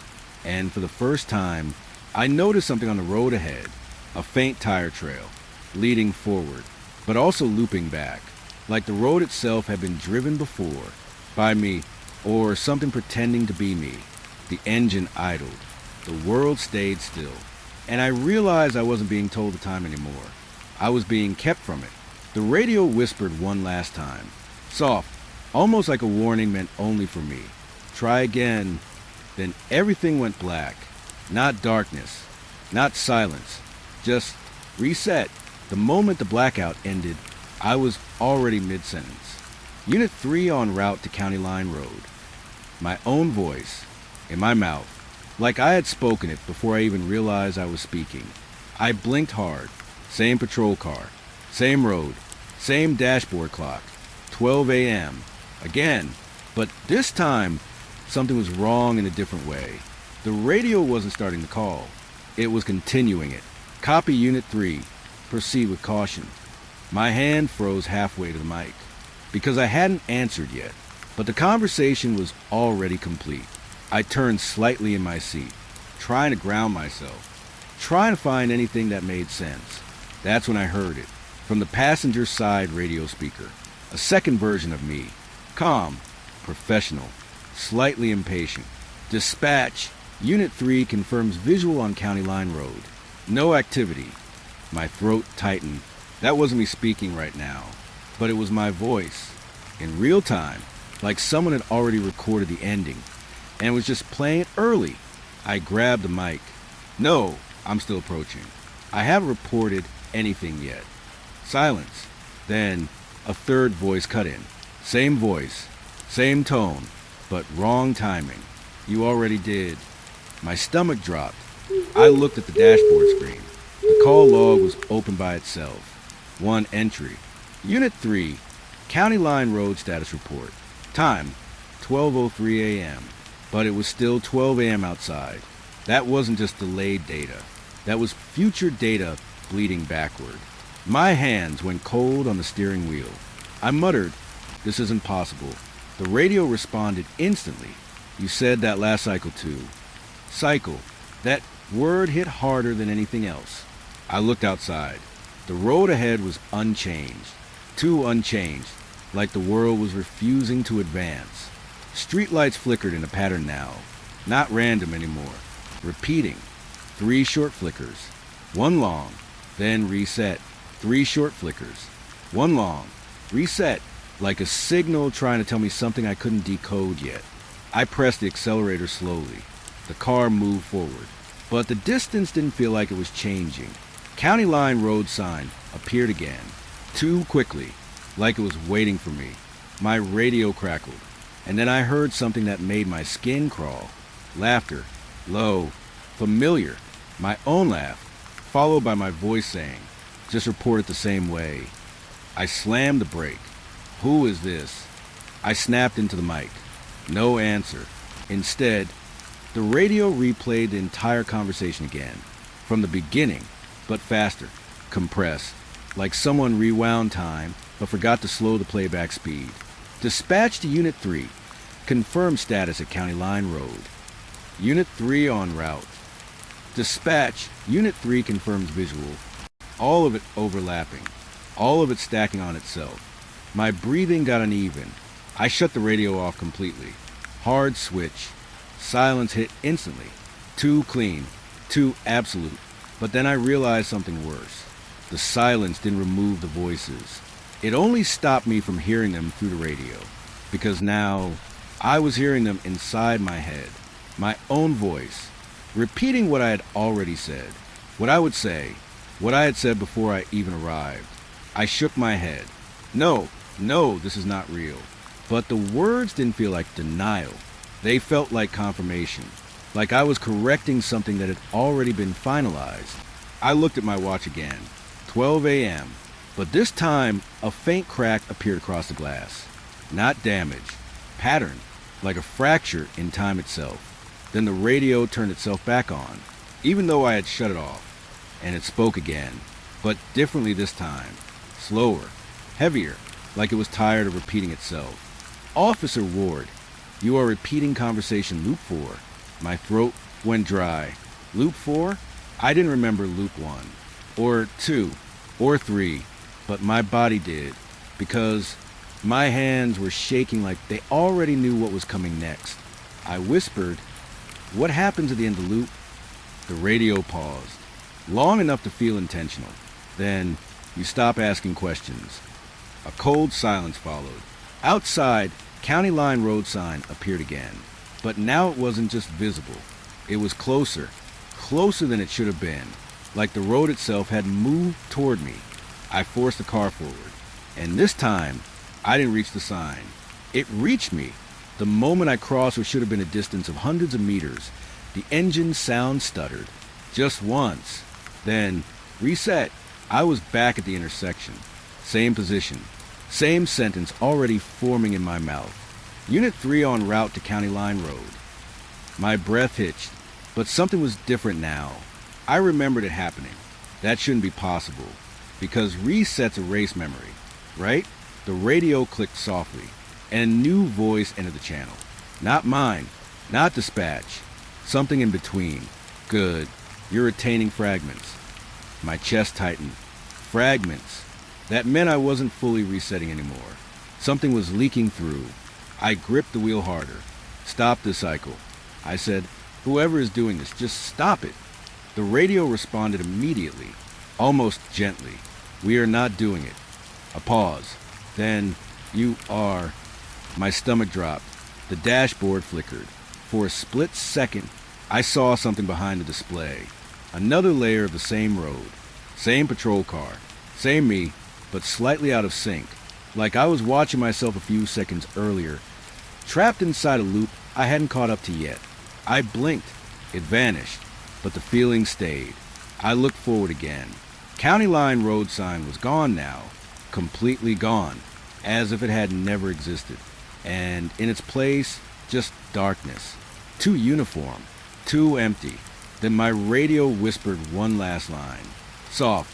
Almost like a secret. You never leave the shift. And everything reset again. I woke up already holding the report. That was the first thing I noticed. My fingers were gripping paper like I had been reading it for a long time, but I didn't remember picking it up.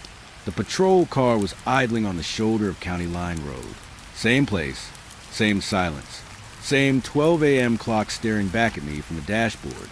But something was different now. The radio wasn't speaking. It was waiting, like already knew what I was about to say. I looked down at the report. Incident log, County Line Road. My name at the top, Sheriff Ward. But the timestamp made my stomach twist. 12:04 a.m., incident confirmed. I slowly looked up. The road ahead was empty. No crash. No vehicles. Nothing.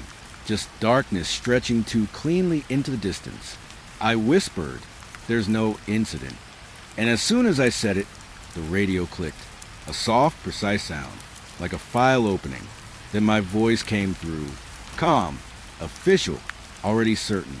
Unit 3 confirms 2-vehicle collision at County Line Road. My hand tightened on the paper. No, I said immediately. That hasn't happened yet. Silence. Then another voice joined. Dispatch.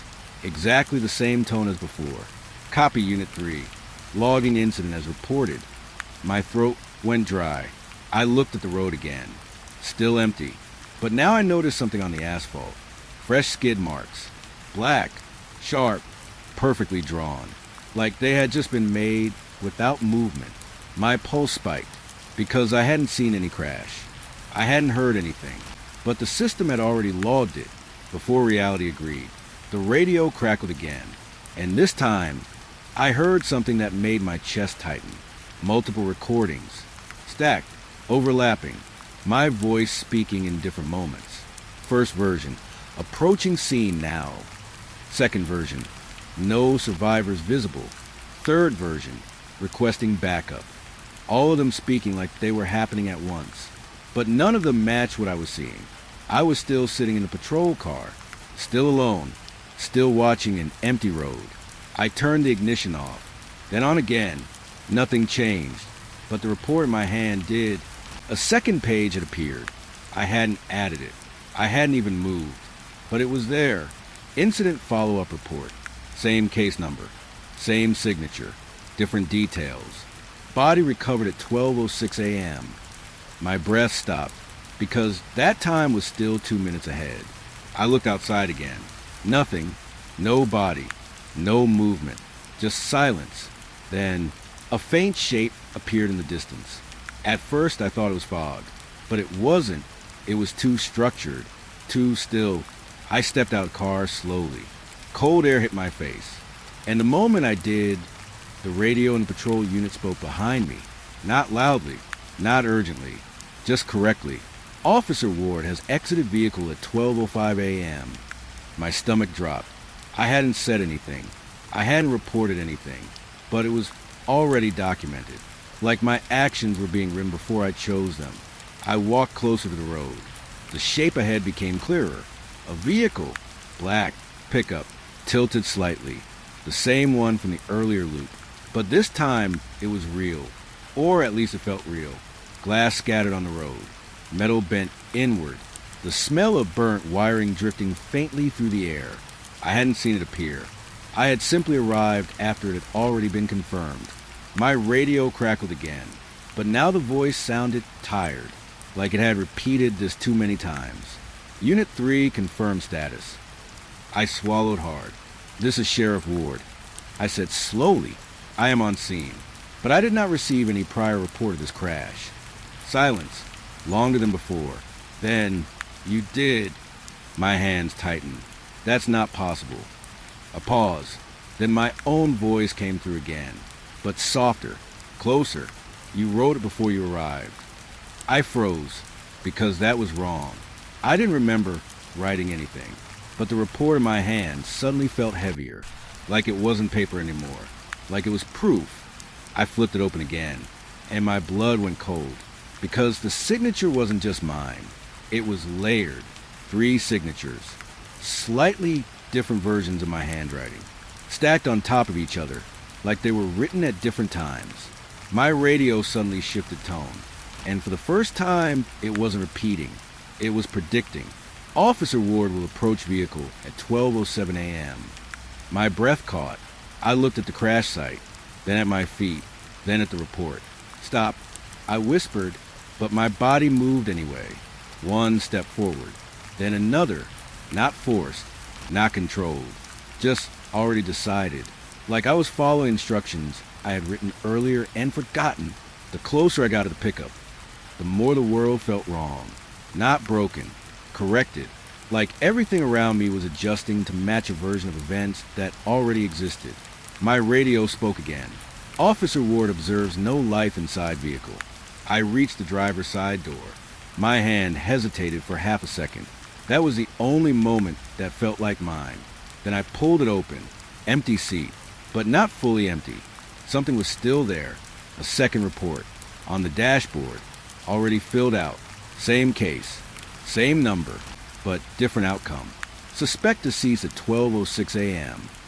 I stepped back slightly, because I hadn't even confirmed the suspect yet. And yet, the system had already closed the case. Behind me, the radio whispered one final line. Soft, almost satisfied. Incident has been recorded twice. I turned quickly. What does that mean? No answer. Just static. Then my voice again. Calm. Final. It means it already happened before it happened. My chest tightened, because that wasn't just prediction anymore. That was repetition. And then I saw it, on the windshield of the patrol car behind me. A reflection. Me, standing outside the crash site, but also inside the car. Still seated. Still reading the report. Both versions of me looked up at the same time. And in that moment, I realized something that made my blood go cold. The system wasn't recording the future. It was recording the past. Twice. And I was somewhere in between. I stopped trusting the clocks first. Then I stopped trusting the radio. After that, I stopped trusting my own memory. Because nothing in the station matched what I remembered leaving behind. The door I used to enter the sheriff's office was already open when I arrived. Lights on. Coffee still warm on the desk. My chair pulled back, slightly like someone had just stood up from it. But I was alone. At least, I thought I was. The wall clock read 12 a.m. Again, same frozen time. Same dead stillness. But this time, there was something new on my desk. A full shift log. Already completed. Not half-filled. Not drafted. Finalized. Stamped. Signed. My signature at the bottom. Clean. Confident. Final. I didn't touch it at first, because I recognized the handwriting, but I didn't remember writing it. The first page started with something simple. Shift summary. Routine night. No major incidents expected. My stomach twisted, because I knew that wasn't true. Not anymore. I flipped the page, and my breath caught instantly. Note, this shift has repeated 17 times. I froze. 17.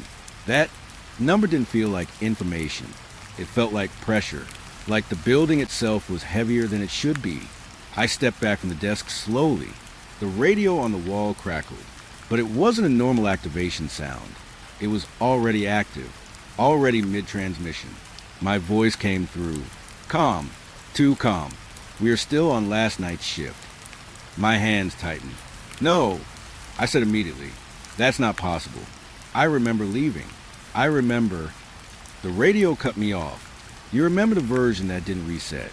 My breath slowed, because that sentence didn't make sense in normal time. But it made perfect sense in this one. I looked around the office. Everything looked slightly wrong. Not broken. Repeated. The same coffee cup appeared in 3 different positions depending on where I stood. The same paperwork existed in 2 stacks that didn't match. Like reality couldn't decide where objects belonged anymore. I walked toward the control room. Each step echoed too softly, like sound was being reduced to save energy. The main dispatch console was glowing, but no one was operating it. And yet, messages were still being sent. I leaned closer. Call logs were scrolling automatically. Unit 1, incident logged Unit 2. Incident logged Unit 3. Incident logged. All stamped at the same time. 12 a.m. I whispered, "There's no way all of this is happening at once." The radio responded instantly.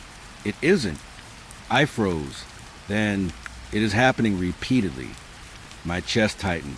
I looked at the screen again, and that's when I saw it. A playback indicator. Not live feed. Playback. The entire dispatch system was running like a recording, but not of the night, of a loop. I reached for the keyboard. Tried access system logs. Denied. Tried again. Denied. Then a new message appeared on the screen by itself. Access granted. Shift memory archive. My stomach dropped. Shift memory? That's not a system function we've ever used. The screen opened file. Slowly. Like it was reluctant. And when it loaded, I saw myself. Sitting at this exact desk. Same time. Same clothes. But slightly different posture. Tired. Worn down. Like I had already been here too many times to care anymore. The video had a timestamp. 12 a.m. cycle 18. My throat went dry. Cycle 18. I wasn't in a shift. I was in a looped record of a shift. The version of me on the screen looked up suddenly, straight into the camera, and spoke, not to the recording, to me. "Don't try to leave the building this time." I stepped back instinctively. The screen flickered, then continued. "You always try to leave after you realize it." My pulse quickened. I whispered, "What happens if I do?" The recorded version of me smiled slightly, but it wasn't comfort. It was exhaustion. "Then you reset earlier." My stomach dropped. Earlier? That meant this wasn't just repeating. It was collapsing inward. Time wasn't looping evenly. It was shrinking. The radio in the room crackled again, but now it felt closer. Like it wasn't coming from the wall anymore. Like it was coming from inside the building itself.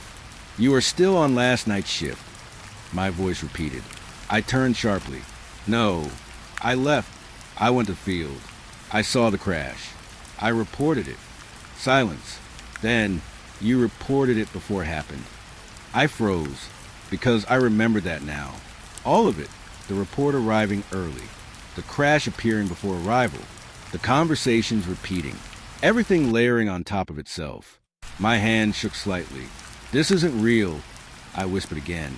But the words felt weak now, because something worse was happening. I was starting to believe it. The radio softened. Almost gentle now. "You are not trapped in time," it said. A pause. "You are trapped in documentation." My breath stopped. Documentation. Reports. Logs. Files. Everything I had seen was written before it happened. Like the system wasn't recording reality. It was generating it. I walked back toward my desk slowly. The shift log was still open. 17 repeats. But now, a new line appeared at the bottom. Cycle 19 initializing. My chest tightened. "No," I said. "Stop that." But nothing responded. The lights in the office flickered once, then twice. The radio gave a soft click, and I heard it. The entire department, every officer, every dispatch channel, all speaking at once. Same sentence, same tone, same rhythm. "We are still on last night's shift." I cover my ears. But it didn't matter, because the sound wasn't outside anymore. It was structural. It was built into the room. Then everything paused. Dead silence. The kind that feels like the world holding its breath. And in that silence, I understood the worst part. There was no next shift, no morning, no end.